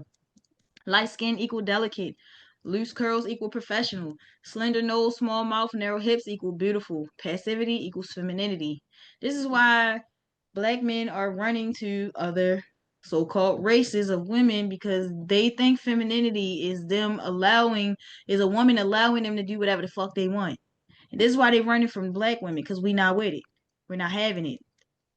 And the white women, the Asian women, the Mexican women, all the other women, they are so pressed to see what it's like to be with a black man because they heard the rumors, which they're not rumors, but y'all know what I'm saying. They heard how they packing and they want a piece of that. They know that they have strength and they want the genetics. They want their child to be mixed with that. Not realizing that this man comes with a lot of trauma you ain't ready for, you ain't built for, and you're gonna have to you're gonna learn a hard lesson messing with a black man because you're not built for the type of trauma this man has. He's gonna dog you because he is programmed or brainwashed to believe that to be feminine, you gotta let him do what he wants. So he's only with you because you're letting him do what he wants to do. You're not you're not stopping it. You're not holding the mirror to him. You're not telling him, hey, this ain't happening up in here. Which something that somebody who shares trauma and understanding would do, a black woman. But this is why they had so much of this race mixing stuff and they're trying to put it on the table. But in reality, it shouldn't happen. It shouldn't happen because there's different backgrounds. It's not ever gonna work. It's not meant to be that way. But this planted a mental virus in young black girls. So basically, it's telling them that your features must be managed, your hair controlled, your voice softened, or you'll be rejected. I literally walked out on a job because the manager, who was an Italian woman, asked me, can I talk on the phone with a higher pitched voice? And I told her no. She said, well, can you change the way you talking on the phone? No. If you don't like this bass in my voice, you don't need me here. And I walked out. I'm not changing my voice because this is the voice I have. This is the voice I've been born with. You don't like it? I don't know what to tell you. Hire somebody else. But as a result, black girls begin dyeing their hair blonde, straightening it as young as 5 or 7 years old, internalize hate around kinky textures, wide noses, thick bodies, and begin to define beauty by distance from their own reflection. This is self-deletion through marketing. Not to mention, when you're younger and you go to the doctor and you're black, you have a bigger body type. When they say big bone, We're not literally saying your bones are bigger, but we are shaped different. The clothes that's on the market don't necessarily fit us. So something that a white girl with a smaller structure can wear it might not look funky, but on us with all of this body, it's gonna look funky. We can't walk outside with just a t-shirt and shorts that's so short that it look like we only wearing a t-shirt. It ain't gonna look right. It's gonna be hypersexualized because of the type of bodies we have. Then the doctors tell you that your BMI is too high, but it's like we don't have the same structure. So to say that is putting us in a place where we think something's wrong with us. Now, there are a lot of black women who are out of shape, yes, but naturally we are bigger. That's just science. But the rise of the white faced black woman in media. By the early 2000s, you started seeing a new trend. Black women in media being molded literally to fit white archetypes. So they had narrow noses via surgery, as you can see here, weaves and wigs that's modeled after white or Asian textures, skin lightening filters, in magazine shoots, facial expressions rehearsed to appear non-threatening, soft, and doll-like. This was not evolution, it was an aesthetic erasure for acceptance. Look at these people, they were fine before. And all honesty, they look worse to me with these little tight noses. It does not match the big ass lips that you got. You look weird. These full lips have to have a full nose to be anatomically correct on the face. To take away that feature, to give yourself this tight nose, it just takes away the beauty and makes you look manly. Even in hip hop, the early 90s showed natural brown skinned women in videos like Total SWV and Queen Latifah, but by the 2010s, the main women in the videos were light skinned like Amber Rose, ambiguously racial like Amber Rose, often Latino or mixed, and wearing blonde weaves, BBLs, fake lashes, thin noses. We went from black women as temple, like, I don't know if you guys remember, this is probably, yeah, you'll probably remember. During like the early 2000s, one of the first most popular video vixens, her name was Buffy the Body. She was like in the black community, she was like the best. Everybody wanted to be her and everybody wanted her because she was naturally, they used to say she was stacked. They used to say she was like a stallion. You know how they talk like that. But I'm just saying, she was the beauty standard for black women at the time, which was she was natural. Like her body was not surgically enhanced. She had a nice brown skin. She wore her real hair. She was a beautiful black woman, and that quickly changed to women who look the total opposite. So from Barbie to BBL, the ultimate inversion. Nothing was wrong with his body, by the way, in my opinion. But Barbie's body was never attainable naturally. So when black girls couldn't become her, the system said, let us help you become her surgically. Here comes the nose jobs, the skin bleaching, the lip fillers, the lace fronts, and BBLs. And now you have millions of black women surgically crafting themselves into an artificial version of themselves to fit into an image that was designed to erase them in the first place. This is ritual mimicry. When you become the thing that was built to erase you, you complete the spell. So you going in, you getting your body done to this fake body when your body was naturally perfect as it was. You're going to alter your face, you're altering your hair, you're altering your nails, you're altering all of these parts of you that was perfect as it was based off of standards that were given to you to tell you that you weren't enough. That's how psychologically held hostage we have become. And we are far disconnected from who we truly are. And these surgeries are nothing but a form of, it's a glorified form of transhumanism. This is a glorified form of transhumanism. Spiritual fallout of the Black Barbie agenda. This isn't just about looks, it's about loss of power. Because when a black woman rejects her crown, her hair, shrinks her voice, silences her hips, reconstructs her face, alters her womb through synthetic hormones, she disconnects from her source frequency. That's how you turn a timeline guardian into a user generated character in someone else's game. What this has done to our women now. Today, black girl aesthetic is still Barbie coded. You see it in social media influencers with surgically identical faces, literally. The social media or the Instagram models, whatever they call themselves, they all look the same. They all get the same template. They all got the Kim Kardashian face template. Beauty standards that prioritize artificial symmetry over ancestral energy, because our faces is those of our ancestors. So why are we altering them to look like something we don't, we didn't even create? 10-year-old girls are asking for wigs, nails, and filters before they ask for books. And black women are aging prematurely due to stress from constant performance. This is not liberation. This is cosmetic colonization. And it's time for us to see through it.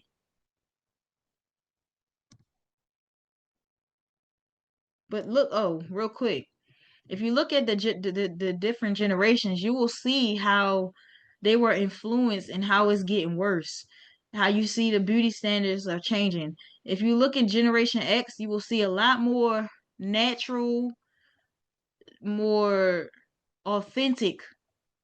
Some of them, a lot of them did get work done, but it's much more natural and authentic. So they still, like, the program is different. And in my generation, millennials, as you can see, they're getting more blonde, more light, more fake. And more these two here, music is horrible. And then the Gen Z is even worse. They don't even have much to choose from. Their beauty standards is all Eurocentric. Because she's mixed, and she's mixed.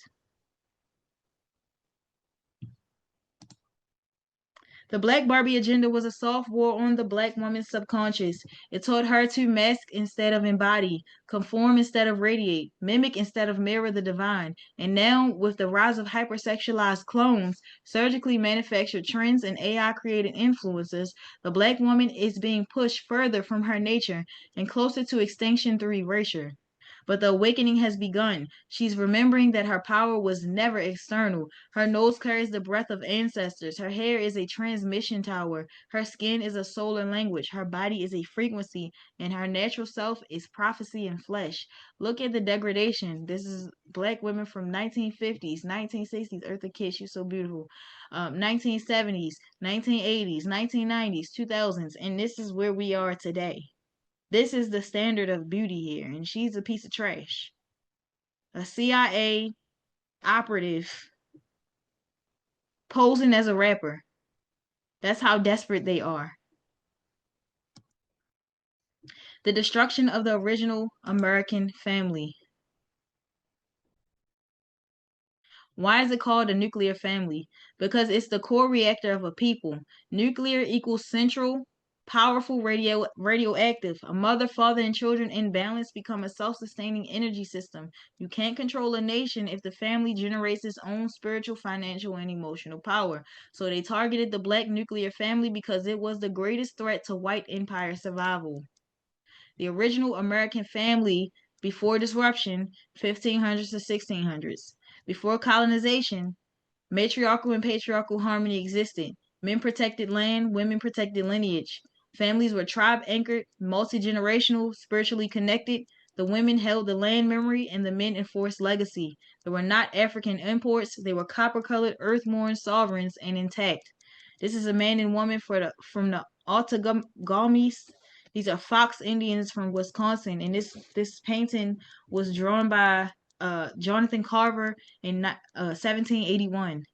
And as you can see, they are not white or the Siberians. They are copper colored, woolly hair. Yeah, mother, father, baby.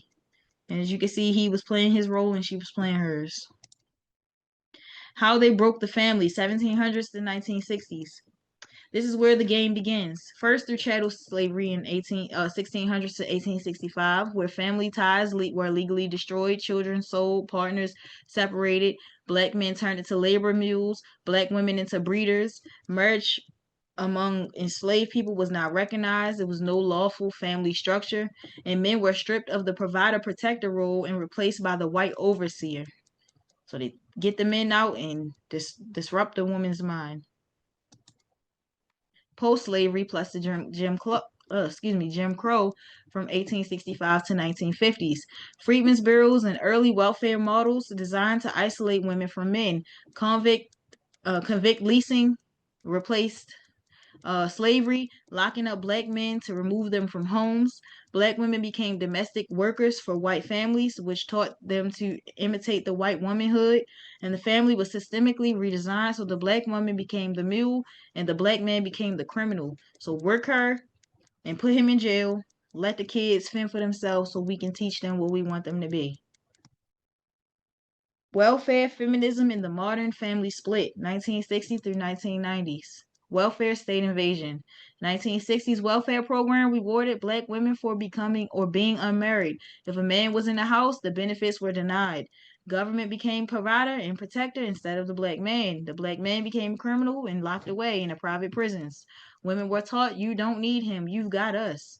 This was legal incentivization for fatherless homes. My mother and father were together, but she still got child support. She still got child support even though they were together. So she still was on welfare and she still was on Section 8. And eventually it kicked him out the house, and any man that ever came in the house ended up out the house. So this is a real thing. Feminism 2.0. White feminism. Betty Friedan here, she's Jewish as you can see, and Gloria Steinem, also Jewish, recruited black women to fight a war that wasn't theirs. They pushed the lie that black women were oppressed by black men, which was never the case because black men respected black women to the highest degree. The black man's mother could be a piece of living trash and he would not disrespect her at one point in time in my life.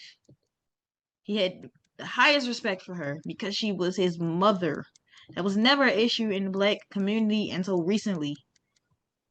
These two women told black women to liberate themselves from marriage, dependency, and family life, but they would go home to their nuclear homes after the protests, to their husbands and their children and their comfortability as a wife, while black women were left with broken homes and slogans, jumping into this situation just so that they can feel accepted by the white counterparts.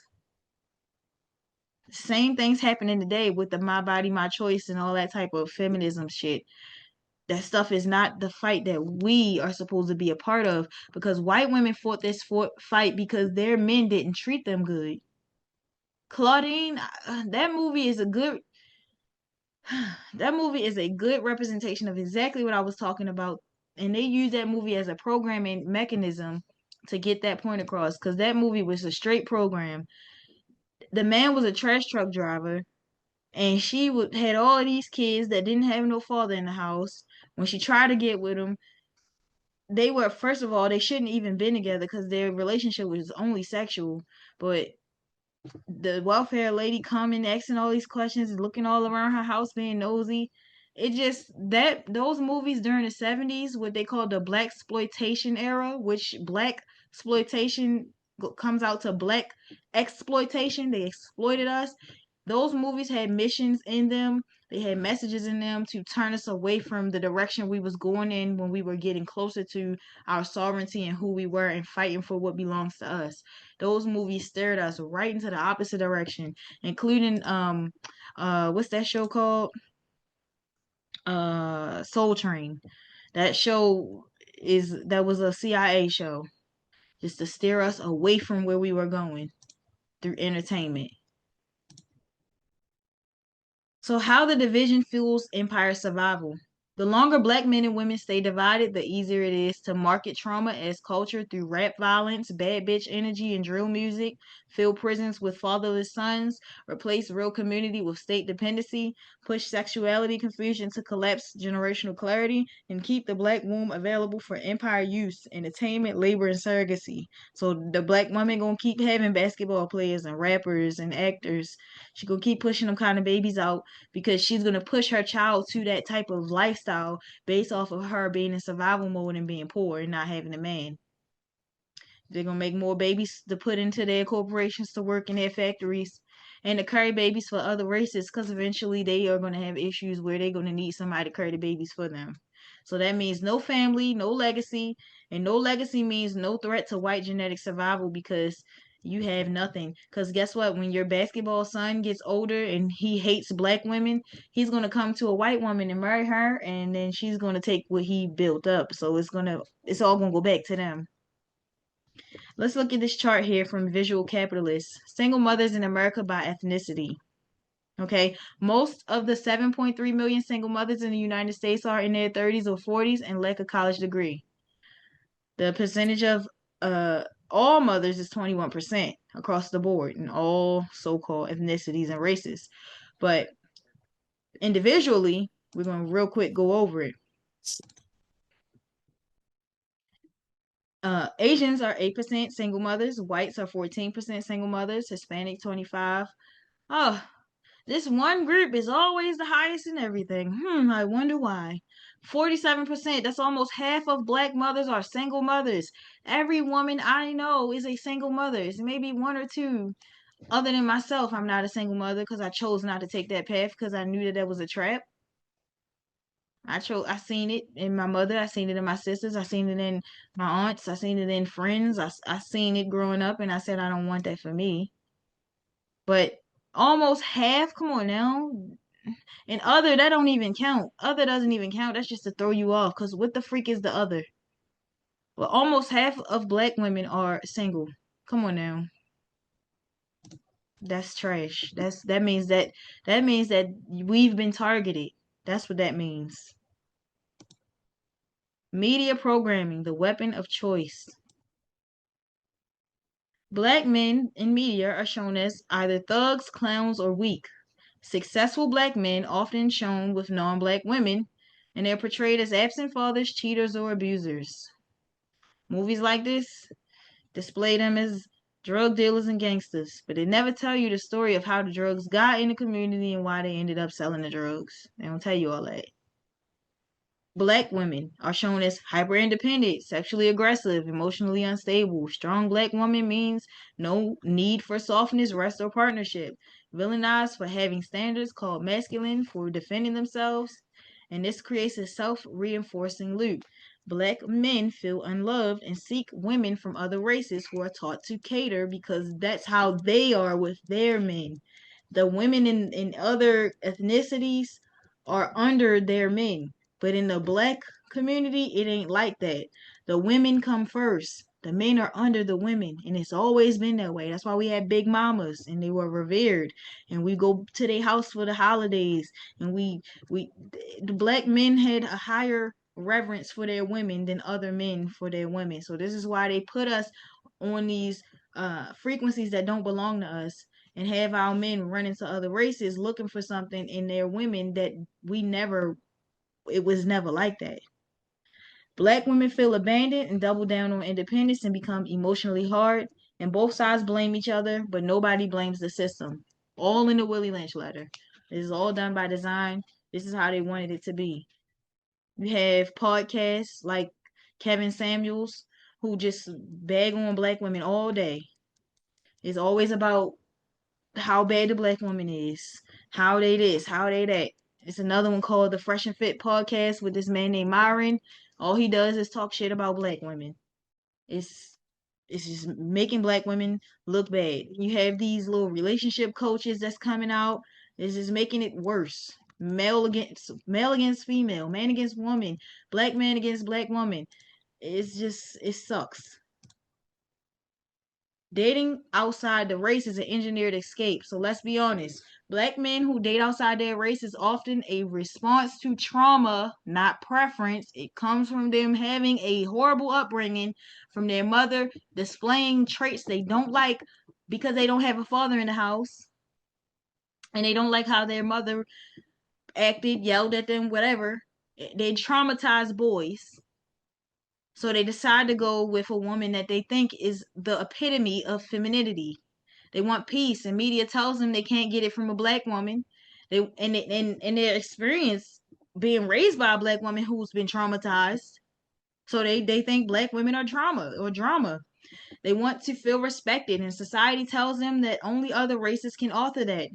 This why you got the passport bros running to different countries thinking that they can go out and marry these other women because they're going to have a better life with them. Okay? And many are subconsciously avoiding women who mirror their wounds.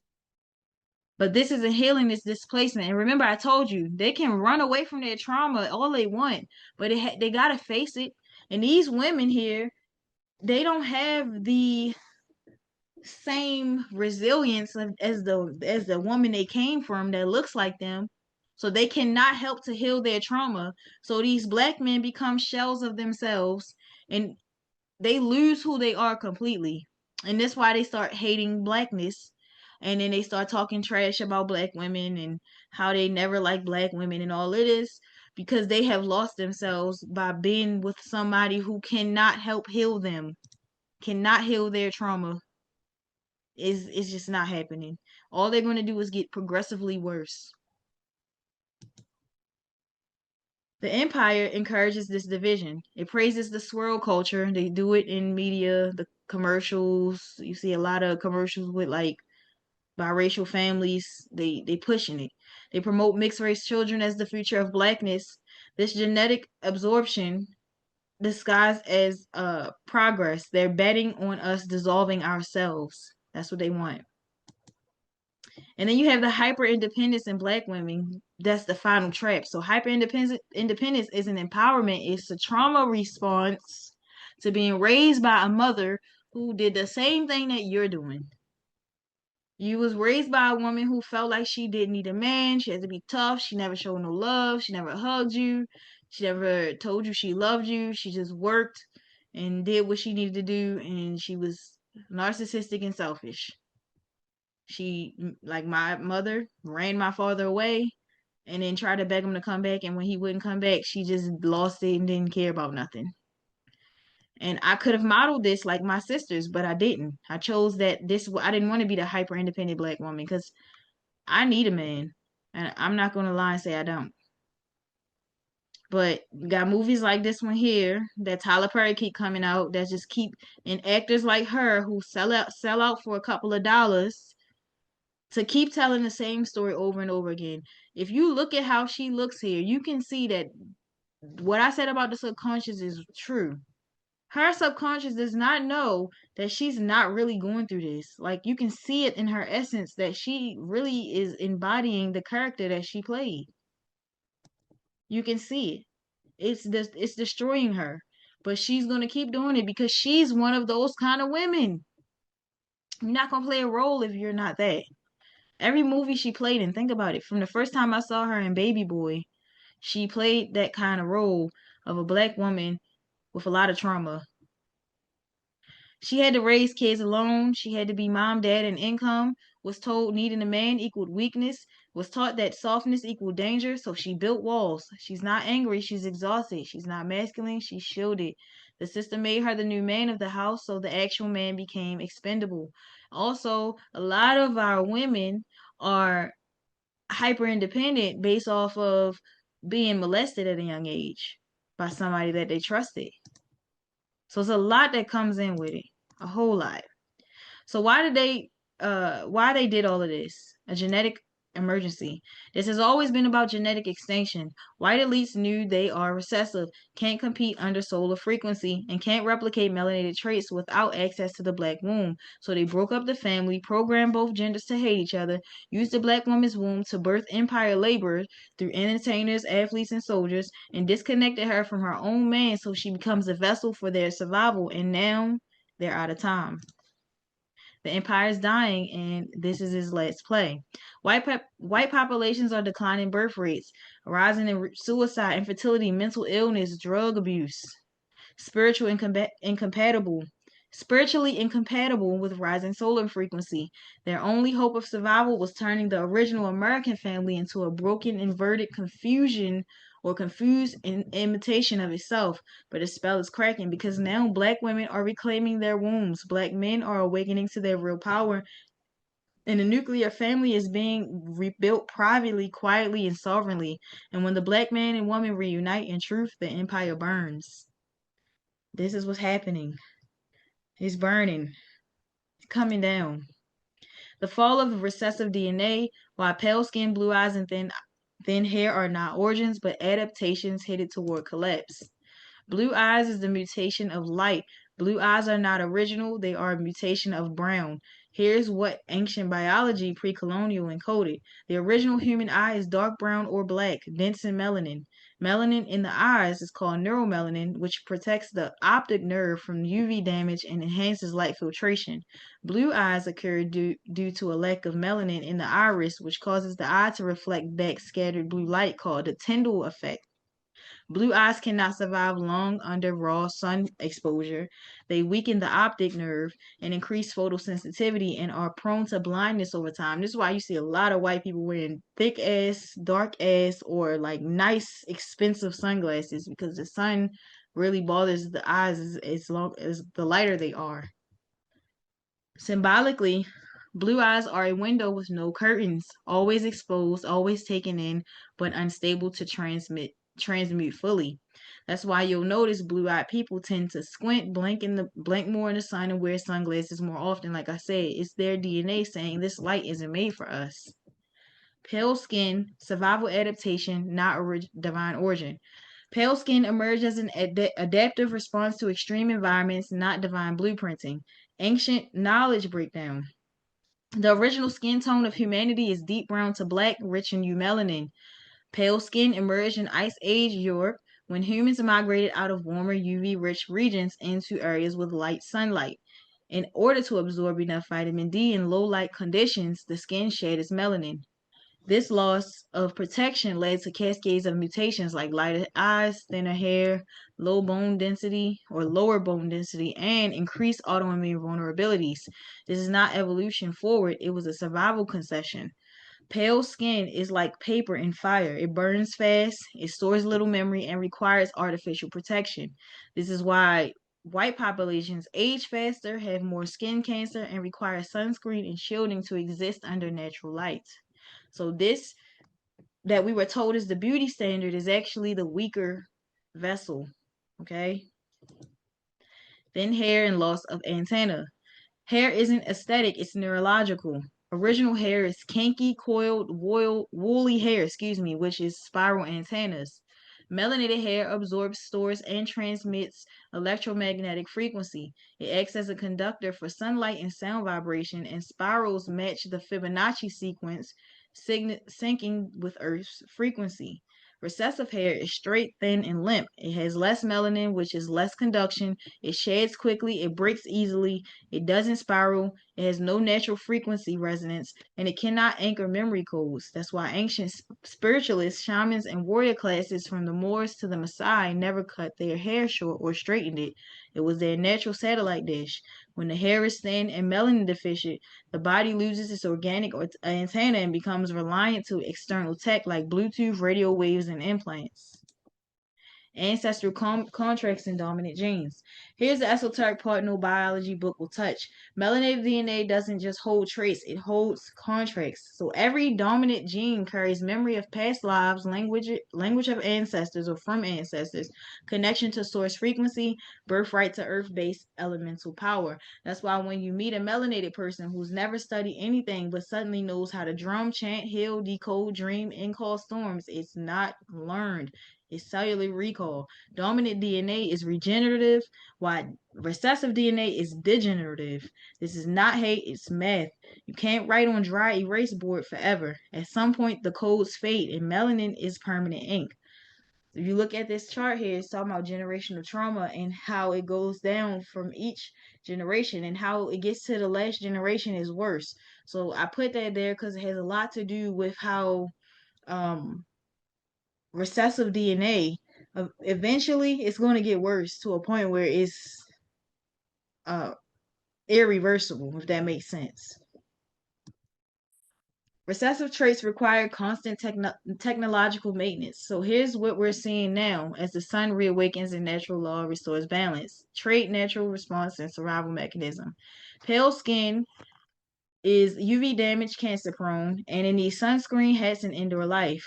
Blue eyes is blinding light, poor night vision. They need tinted glasses and medical correction. Straight hair has no frequency reception. and it relies on data and devices. Low melanin is low ancestral memory, and it's cultural appropriation and identity theft. The closer the Earth moves back into the solar orbit of truth, the more incompatible recessive traits become. The extinction isn't war, it's biology surrendering to frequency. The cosmic law of reclamation. Everything artificial breaks down when the source code returns. That's what happens now. The sun is not just hotter, it's smarter. The earth grid is not just shifting, it's rebooting. Your DNA is not just remembering, it's deleting the false files. Recessive traits are being absorbed back into dominant lineages, phased out by solar incompatibility, and abandoned by very systems that once exalted them. White decline and elite fertility, tech billionaires using melanin based gene therapy, etc. Mitsubishi is he was like a Hindu. And he said the cosmic intelligence abounds in the law of karma. It is the hero in a world of many villains. So what goes around comes around. This ain't hate, it's correction. We're now rewatching, or we're not watching racism, we're watching genetic entropy meet divine restoration. Melanin doesn't erase the weak, it reclaims and absorbs it back into the original form. The earth is healing herself by returning to the carbon blueprint. We are witnessing the end of a false epoch, the biological collapse of the counterfeit image, and the rise of the original memory holders. That's just what it is. Let's talk about the CIA document. This is the name of it, but it's called the Adam and Eve story. And here it is right here. So this CIA document was originally authored by Chan Thomas and was partially declassified and released through a FOIA request. In the full uncensored version, which was only available outside the CIA's archives, Thomas made bold claims about pole shifts, advanced civilizations, and beings that survive multiple resets. When the CIA release was what the CIA released was a redacted version because too much truth was baked into the original. While the CIA didn't outright say black people are extraterrestrials, the suppressed parts of the book point to survivors of advanced ancient civilizations with unique biology who reemerged post-cataclysm, and many researchers believe this is a cryptic reference to the melanated people. In short, they didn't say it, they implied it, and that's more dangerous. Melanin, cosmic radiation, and solar beam. Now, all of this stuff that I've been talking to you guys about the sun, about the solar flares, about genetics, about DNA, about all of this stuff, and these are CIA declassified documents that is saying exactly what I said. So I'm not saying this because I want to say this. I'm saying this because it's true. And they have known it the whole time. Now let's step into science that they don't teach. Neuromelanin and eumelanin is so-called black people absorb and transmute radiation, including UV and cosmic rays, in a way no other group can. Melanin is not just skin pigment, it's a superconductor, antenna, and processor of light and sound. Studies from the 70s through 80s and buried research from the Nazi Germany, Project Paperclip scientists, and Russian biophysics acknowledged that melanin-based beings could withstand solar flares, geomagnetic shifts, and even now low-level nuclear radiation. Translation: they are built for planetary resets. This is why black bodies don't just survive, they store memory. They are living libraries. We don't die, we multiply. All about melanin. Again, melanin is not just a pigment.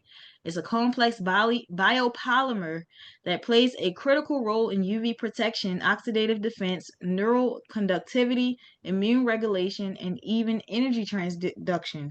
It is produced by melanocytes and exists primarily in two forms: eumelanin, which is the rich brown to black pigment, and pheomelanin, which is the lighter yellow to reddish pigment. So you're going to have a red undertone. You'll turn red and rosy underneath.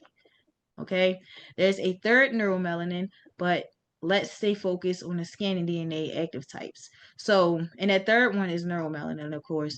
But a person that has heavy eumelanin, they could be considered a yellow or red bone, but their undertone is not yellow or red. Their undertone would be orange or something like that. And when they do get like say for instance they get flushed, they don't turn red or rosy, they would turn swarthy. And you would know what swarthy looks like. It's like a like a reddish brownish color, like a I can't explain it. You would know though.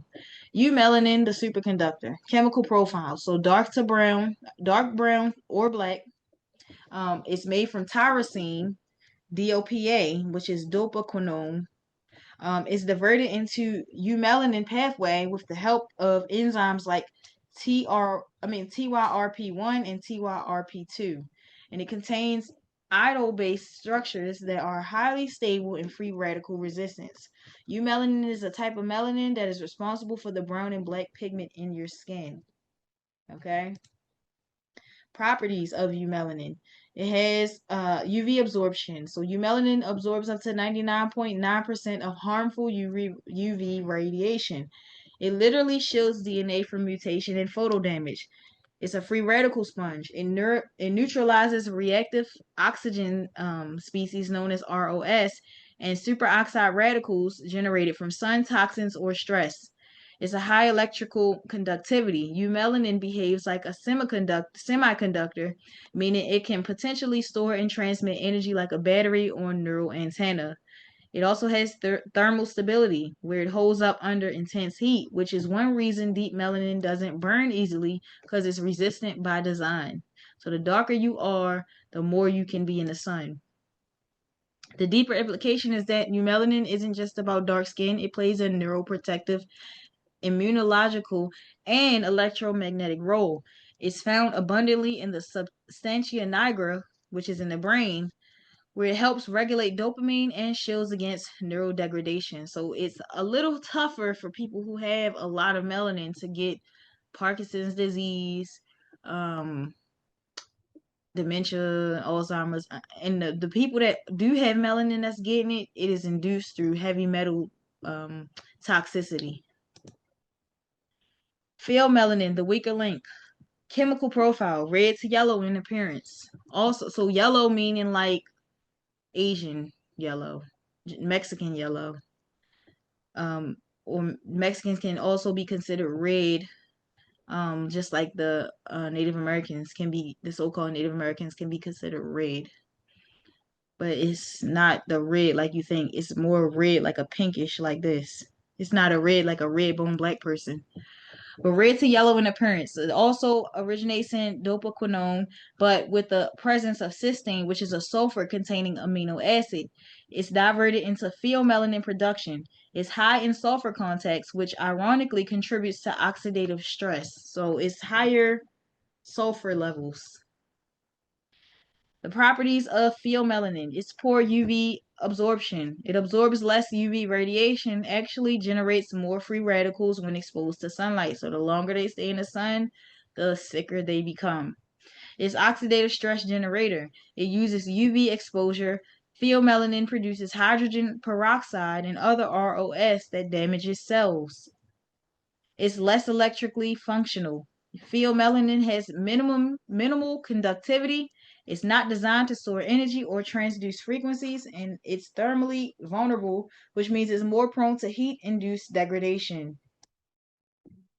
Deeper implication about pheomelanin is linked to red or light blonde hair, freckled skin, and high photosensitivity.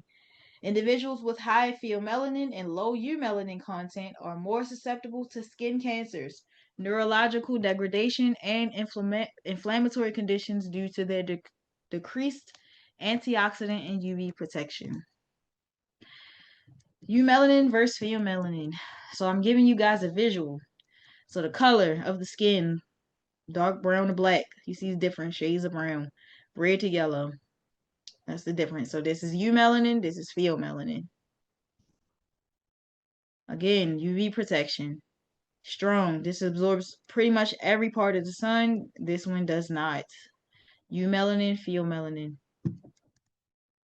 Eumelanin versus pheomelanin. Free radical defense. It's an excellent antioxidant and a pro-oxidant under stress. They're both in their 50s. You see the difference? The sun is hurting her. It's causing liver spots and sun damage. The sun is enhancing her. Eumelanin versus pheomelanin. Electromagnetic conduct.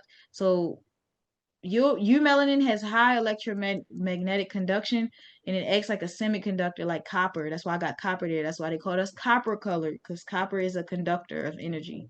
Pheomelanin has minimal, so not very much. Eumelanin has high heat resistance, so we can withstand hotter climates. While pheomelanin has low heat resistance, they are more comfortable in colder climates. Eumelanin versus pheomelanin, biological benefit, neuroprotective, anti-aging. That's what eumelanin does. Pheomelanin is increased aging and mutation risk. They're both in their 50s. You see his hair is still black. His hair has started changing color. Eumelanin versus pheomelanin. Linked traits: dark skin, hair, eyes, slow aging. Light skin, red, blonde, hair, freckles. They're both in their 70s. And while they both look aged, she looks a lot more younger than her. And they both around the same age.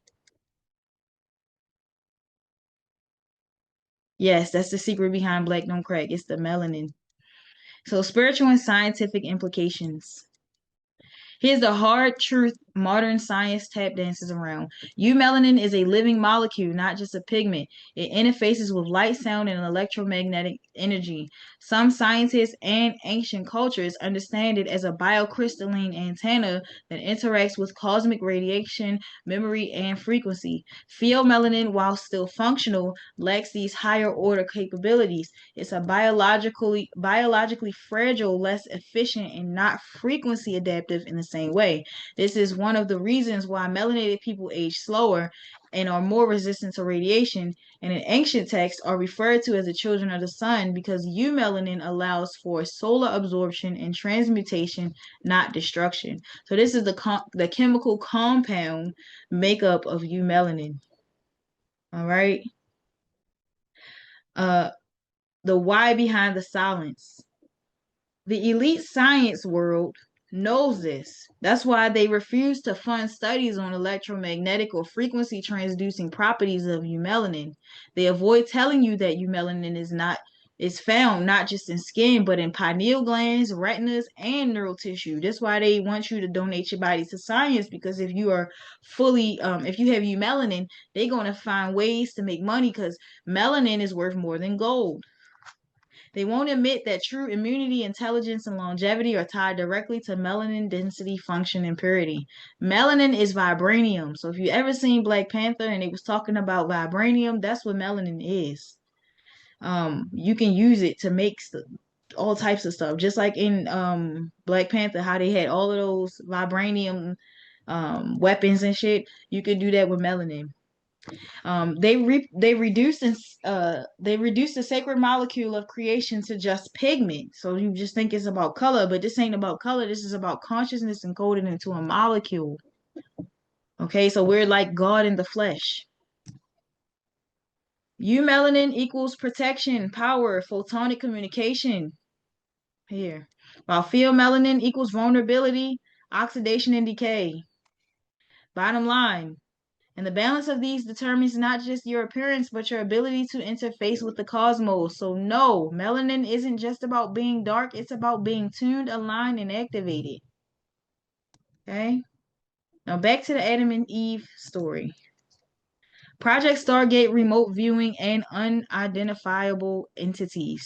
CIA psychic research projects like Stargate Project, Project Sunstreak, and Grill Flame use black test subjects to access non-local consciousness. Why? Because they had higher resonance potential. This was about frequency compatibility with other realms.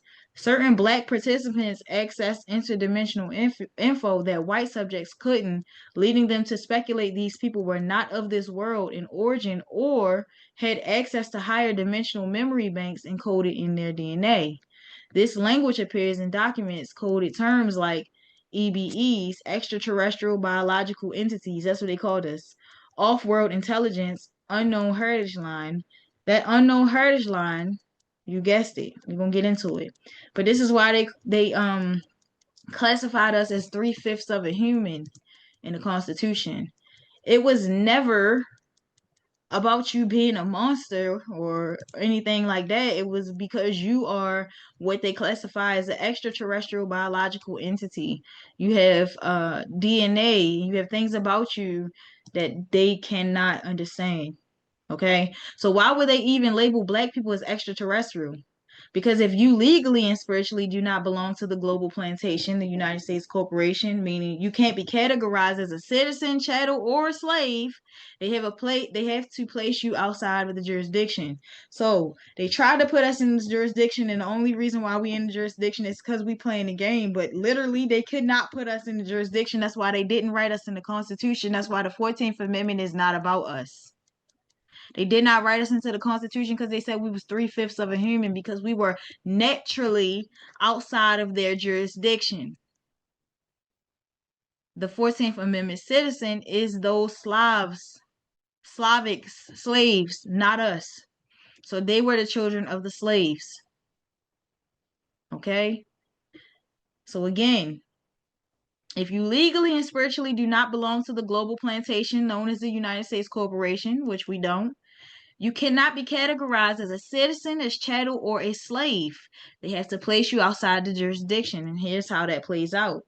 In Admiralty Maritime Law, black equals dead, entity equals civilly dead.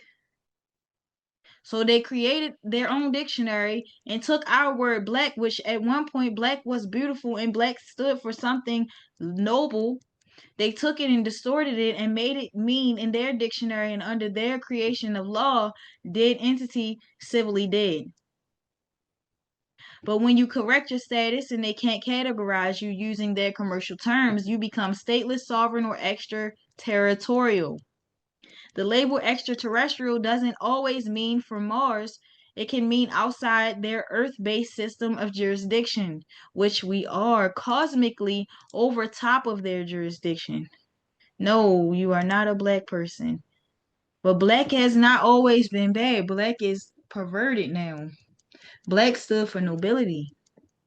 The label, I already read that. So in contracts and legalese, extraterritorial equals beyond governance. We are extraterritorial and extraterrestrial. So we're outside of their jurisdiction and beyond their governance.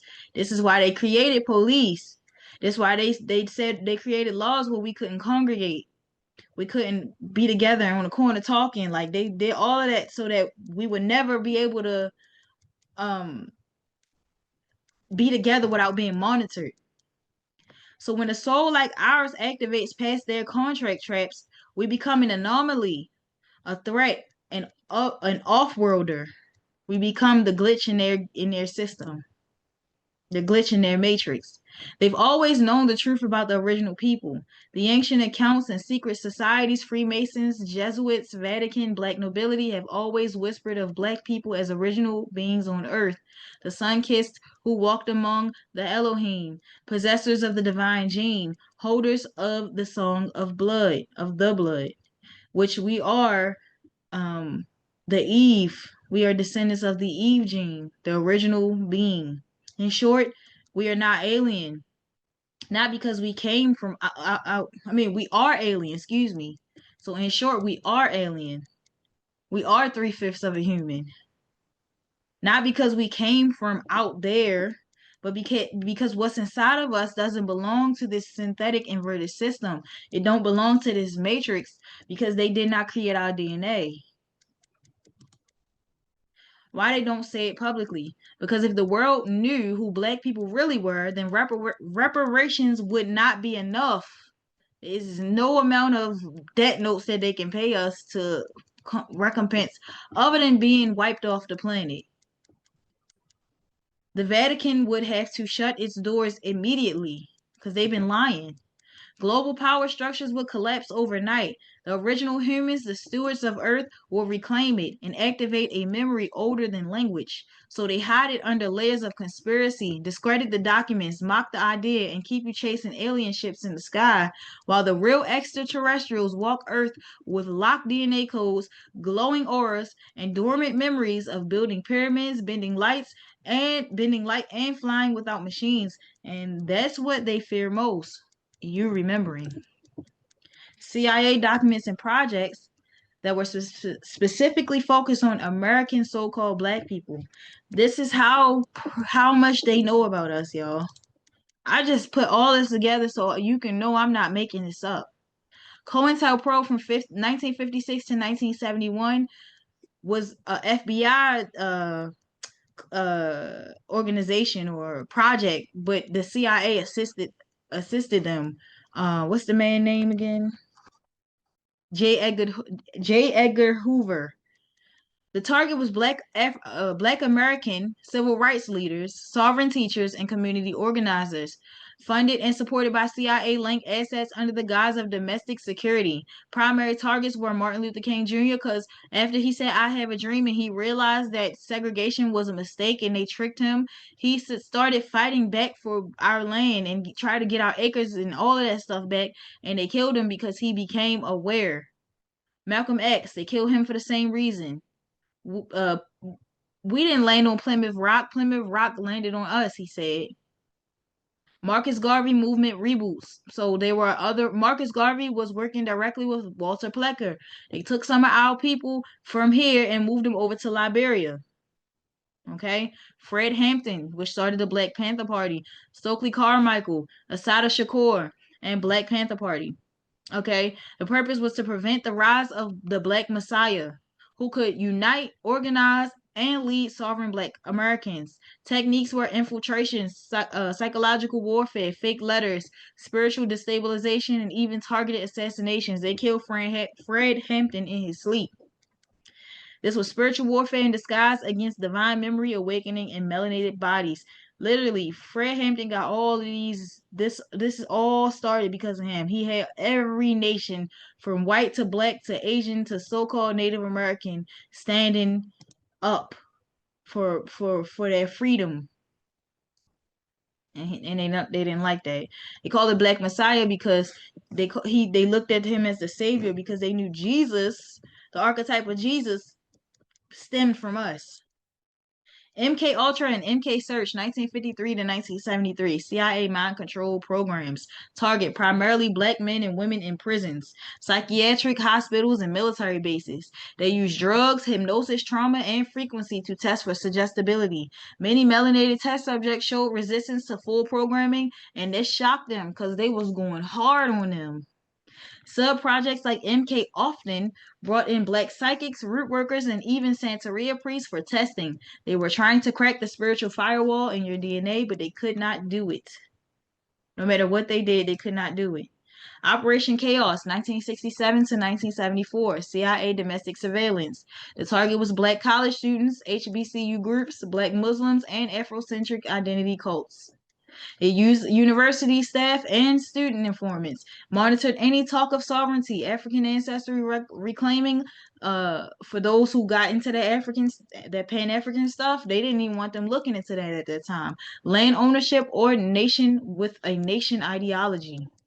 Or nation within a nation ideology. CIA documents listed certain groups as extraterritorial risk factors, meaning they couldn't be easily classified under federal jurisdiction. This is the beginning of coded CIA language calling you extraterrestrial or outside jurisdiction. Naturally, you're outside of their jurisdiction. You put yourself in their jurisdiction by classifying yourself as Black within their system. So that's why you're doing these processes, to undo what you did, because you put yourself in their jurisdiction and you classified yourself as a 14th Amendment citizen, and it was never made for you to begin with because you are naturally sovereign and outside of their system, because this land is yours. This earth is yours. Stargate Project, 1972 to 1995, remote viewing astral travel. Target high frequency individuals, many of whom were Black women and men with natural psychic abilities.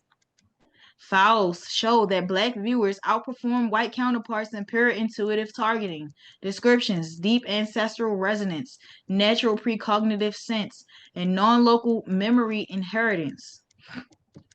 They said that in these documents. CIA remote viewers describe visions of ancient sun temples under American soil. Black viewers located them intuitively.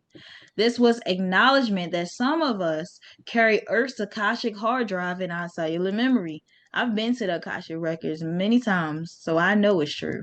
I've seen civilizations before these with my own eyes within myself, if that makes sense. But this is a diagram of Stargate Project and how they were pretty much, you know, getting them to describe, how that energy worked. CIA funded Tuskegee syphilis experiment 1932 to 1972. Yes, officially run by the United States Public Health Service, but it was declassified. CIA memos show agents collected immune system data from infected men and families. Why? Because Black Americans weren't dying fast enough. They wanted to study neurological response, intergenerational trauma transfer, immune history, memory, and hormonal resilience. This wasn't about syphilis. This was about how divine biology resisted parasitic collapse. This is an actual picture of them injecting one of the men with syphilis. The Mars remote viewing transcript, 1984. This is the CIA document number. And here's the actual document. This is what it looked like. Target, not obvious until you decode the transcript, but it's a black viewer based on language and known test subjects described Martian refugees who genetically seeded Earth. Viewer states they are like us, the ones in the South. They were tall and dark and could hear storms. CIA labeled these Martian ancestors as non-harmful but unreachable via normal channels. Translation, they're saying you're unreachable by psychic infiltration, too ancient, too coded, too sovereign. Now, my question for everyone here, if so-called Black people was not as important as they want us to believe we are, or like how they try to gaslight us and say we're not the main character, it's not about us, nobody's copying us, we delusional. So answer this question: why have they done so many tests? Why has the CIA been so heavily involved in us if there's nothing to it? That's the question you gotta ask yourself. Human Terrain System, 2003 to 2014, military CIA behavioral mapping. The target was low-income Black neighborhoods. I grew up in one. You see it's up here? Yep, that's where I come from, up here in this little blip on the map. But low-income Black neighborhoods in the United States cities labeled terrorist-prone by DHS, CIA, and DARPA created sociocultural threat profiles of so-called Black Americans in areas like Baltimore, where I'm from, Detroit, Chicago, New Orleans. They used field anthropologists to track language, customs, rituals, music, slang, like we were a foreign tribe. Why? Because they couldn't decode why culture in Black America spreads globally like wildfire. The answer is it's frequency memory. It's embedded in the rhythm of our speech, our walk, and our laugh. And so they put all of these government systems in to pretty much monitor us like rats, like lab rats. The projects is literally a project. They've been monitoring us the whole entire time. They know who we are. They know when we were born. They knew we was coming. They just wanted to be able to watch us and see which ones of us was going to make it out. DARPA's Brain Machine Interface Projects 2008 to present. Target Black male inmates and veterans with PTSD. CIA has access to DARPA files showing that Black men were harder to neural link. So you can't put AI in us.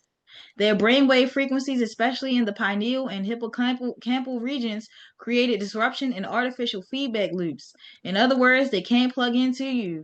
Your natural antenna rejected their synthetic frequency bonding, and they do it through these kind of little helmets here. Declassified memo. Here's the name of that document. This document mentions subjects of African descent having enhanced electromagnetic fields during grief of ritual. When they say African descent, they're just saying it because they're trying to tie us to Africa, but you know who they're talking about. But this is the coded science of melanin-based spiritual transmutation. The memo also mentions subjects' presence caused measurable environmental frequency spike. That means your energy literally alters physical space, and they documented it. And I know it's true because I know every person that's so-called Black in here, y'all have heard or said it yourself that when black people get in a room, it get hot. It's like we bring the heat. It gets so freaking hot when you in a room full of black people. You be sweating. You be like, oh my goodness, I need to get up out this room. It just get instantly hot. Fred Hampton files classified until 2018 when they declassified them. But the CIA assisted in surveillance of the Chicago Black Panther chapter. They labeled Hampton's influence as quantum social disruption. His ability to unite across race, language, and ideology triggered fear of a genetic harmonic uprising. And since Bacon's rebellion, they didn't want another one. But the CIA noted that once unified, the group transcends classification. This represents a problem. Translation: he was waking people up to their cosmic memory, and when y'all link up, you break the system. They don't like it, so they killed him. Black Identity Extremist File 2016, FBI with CIA behavioral modeling.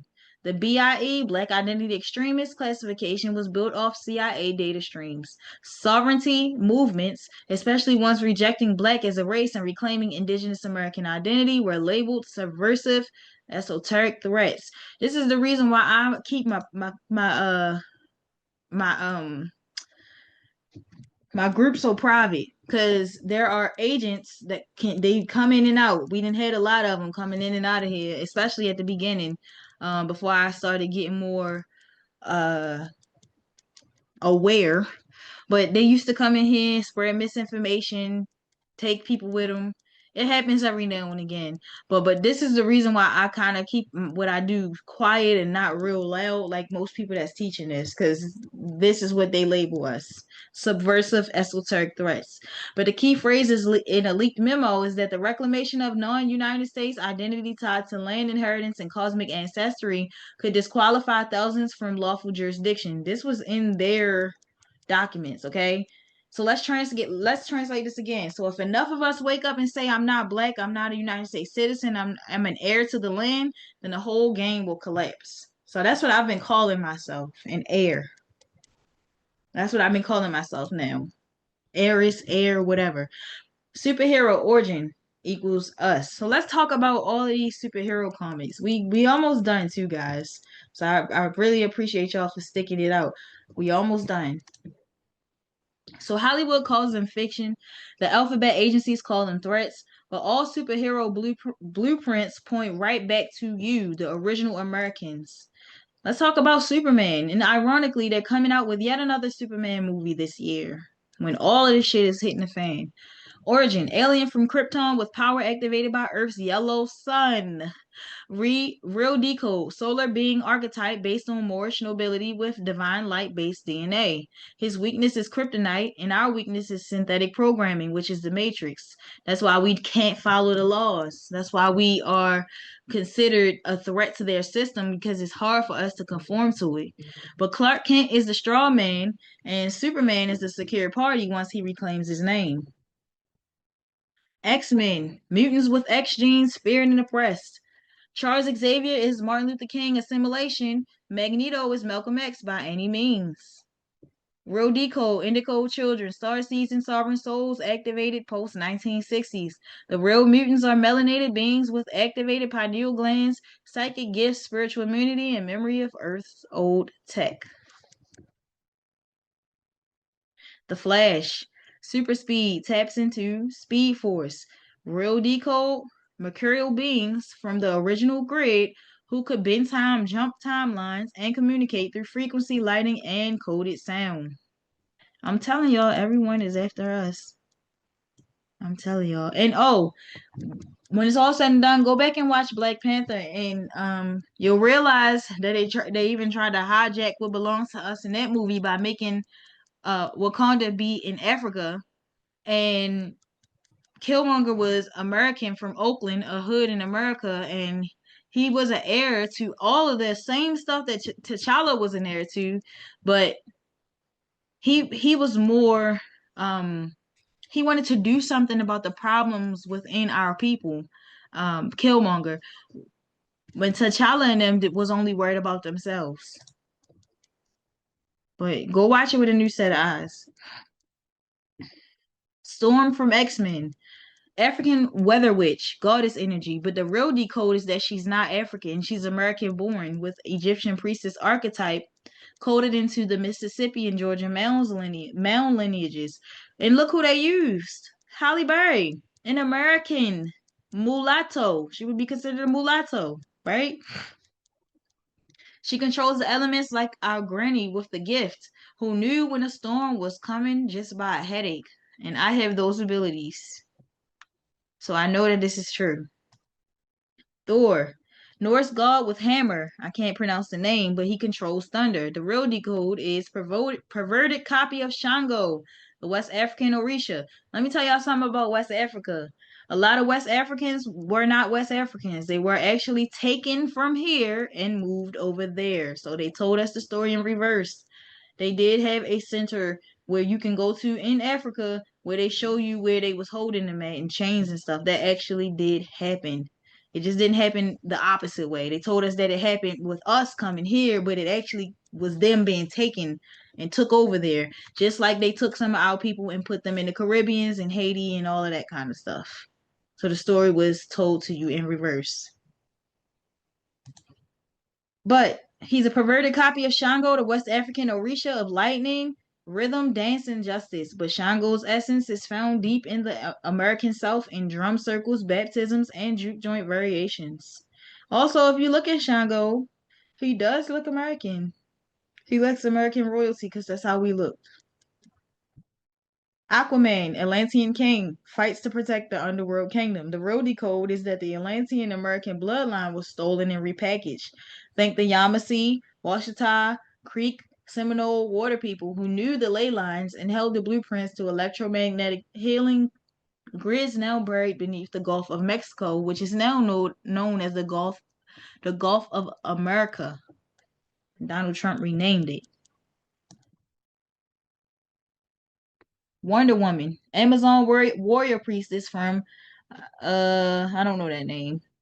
The Mysker whatever. Real decode based on Amazonian women of Dahomey and the Mississippi priestess lines. The original Wonder Women were the mothers, midwives, herbalists, and martial artists of Turtle Island who defended entire communities in silence. Black Americans versus Africans, the real breakdown. Let's get into it because it's so much Black and African stuff, especially now going on. And I just want to clear it up.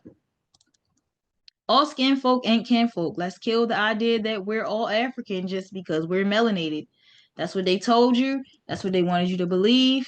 That way you would never question. They don't want you to question. Genetically different. So-called Black Americans have unique mitochondrial haplogroups like L3, E2A, A2, B2, X, and U6, with indigenous American markers, not African. African DNA often carries E1, B1A, and other haplogroups from Central and Western Africa. 23andMe and Ancestry.com, we already talked about, skew data to funnel you into African lineages, even when your haplogroup matches indigenous American populations. So they are going to only push the narrative that they are created to push. They're not going to tell you the truth. We already went over that. It's in their terms and conditions. But the key difference is neuromelanin levels are often higher in Black Americans, explains greater spiritual perception, resistance to neurological degeneration, and memory retention. Blood types like O negative appear at higher concentrations in Black Americans than in West Africa, and more six-fingered children, webbed toes, and Anunnaki markers, and red bone original copper phenotypes appear in Black American families. I knew people that had six fingers. I knew a couple of people that had six fingers, and some of them got them cut off, some of them kept them. Spiritually different. Africans and Black Americans may share distant origins in the ancient world, but our assignments differ. Did y'all hear that? Africans and Black Americans may share distant origins in the ancient world, but our assignments differ. So this is why Africans should go back to Africa and do what they're supposed to do and stop trying to be in our business. Because what they coming over here and they trying to play our role and they trying to do what they stepping out. They stepping out of their place. They need to go back to Africa and connect back to the land that they come from. We are here. This is our mission, not theirs. Black Americans are the frequency disruptors. We're born into Babylon to collapse it from the inside out. Africans often carry deep ancestral root power, but they submitted to the colonization through treaties, trade, and tribal rivalries. So they are pretty much sold out. They got to go deal with that. Black Americans are born without memory but wired for resistance, and we had to become alchemists by turning trauma into truth, music, rhythm, and power. So they need to allow us to do what we do. Historically, we're different. There are no transatlantic slave trades in the numbers they claim. Majority of so-called slaves in America were already here. We were reclassified through the Dawes Rolls, Walter Plecker's race codes, Indian Removal Acts, 14th Amendment fraud. Y'all heard what I said? Fraud. Because we never were the 14th Amendment citizens. We always been outside of their jurisdiction. We put ourselves in their jurisdiction. Meanwhile, Africans were colonized and sold to their own people. Many gained status by cooperating with European powers. Truth bomb. Black Americans are the soul of the earth with the memory of the stars, while Africans are the earth's stewards. But us, the so-called Black American, are the hybrid of heaven and earth. This is why they target us the most. Our culture gets stolen and exported, and then we get gaslit for saying we're the blueprint. Our womb is harvested, our men are criminalized, and our birthright is buried under Africa-shaped lies. We are not a slave. We never been slaves. We are not imports. We never been imported. We are the living reincarnation of Earth's divine tech. Every superhero that we ever saw, it was a distorted version of us. Every myth, every god, every chosen one is us. They just wrapped our story in capes and comics so we forget what kind of power we really hold. And with that, I conclude this history session. When you leave tonight, you should see yourself in a whole new light. This should open you up to see how important you've been the whole time, why you've been targeted, why you've been treated like shit. Because I know there were many times where I cried and I felt so bad about being born with this color skin because the world hated it so much. And I would sometimes wish that I wasn't what I am. But deep down inside, I never really felt that. It was just the circumstances at hand that I felt like if I was lighter, then I probably would have benefited better. But I wouldn't change it. I wouldn't change being born in Section 8 in the hood with narcissistic parents and trauma. I wouldn't change none of the experience that I went through because I understand why. So this whole history session was not just only to expose the truth to everybody, regardless of their ethnicity, race, color, whatever, but it was also to really touch the hearts of those who have been at the bottom for so long. Their own Bible says those who are last shall be first. Now it's our time to rise. And I hope that we see it, especially as melanated women. It's time for us to reclaim our rightful place and stop allowing people to tell us who to be, when to be it, and how to be it, and just be who we are naturally and just unapologetically flaunt who we are. Stop trying to straighten our hair and look perfect and color our skin and just be who we are and love on our people and bring back that frequency of community because that's what's missing. So, like you said, all that pressure created a diamond. Melanated women birth nations. That is so true. And we're going to be the rebirth of all of this destruction.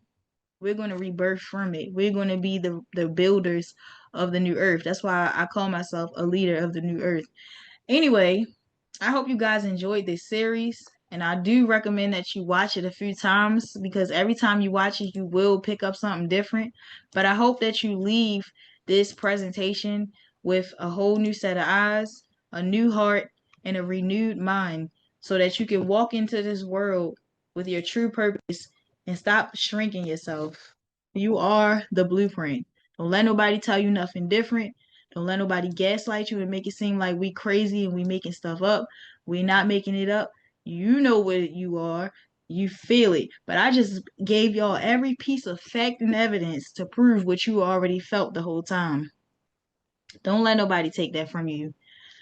Anyway, I hope you guys are prepared for the trust class. We getting started with that next weekend. And I'll be posting this on YouTube probably tomorrow or the day after. I appreciate all of you guys for being here. Before y'all leave, I just want to say, I just got like I'm excited about this information, and I'm just glad that y'all were here to listen to it. But again, before y'all leave, real quick, if y'all like these presentations and this history session, just unmute yourself and just say yeah or whatever. Yeah. Yes, yes. Yes. Yes. Yes. I love it. Yes. I appreciate y'all for being here. Again, yeah, if you're in a trust class and you received an email about shipping, it is being processed. It didn't ship yet, so it'll probably ship sometime next week. So anyway, I will catch up to you guys later. This will be posted tomorrow on YouTube. And have a wonderful rest of y'all night. Have good dreams and walk in your power because you are the power source. Good night.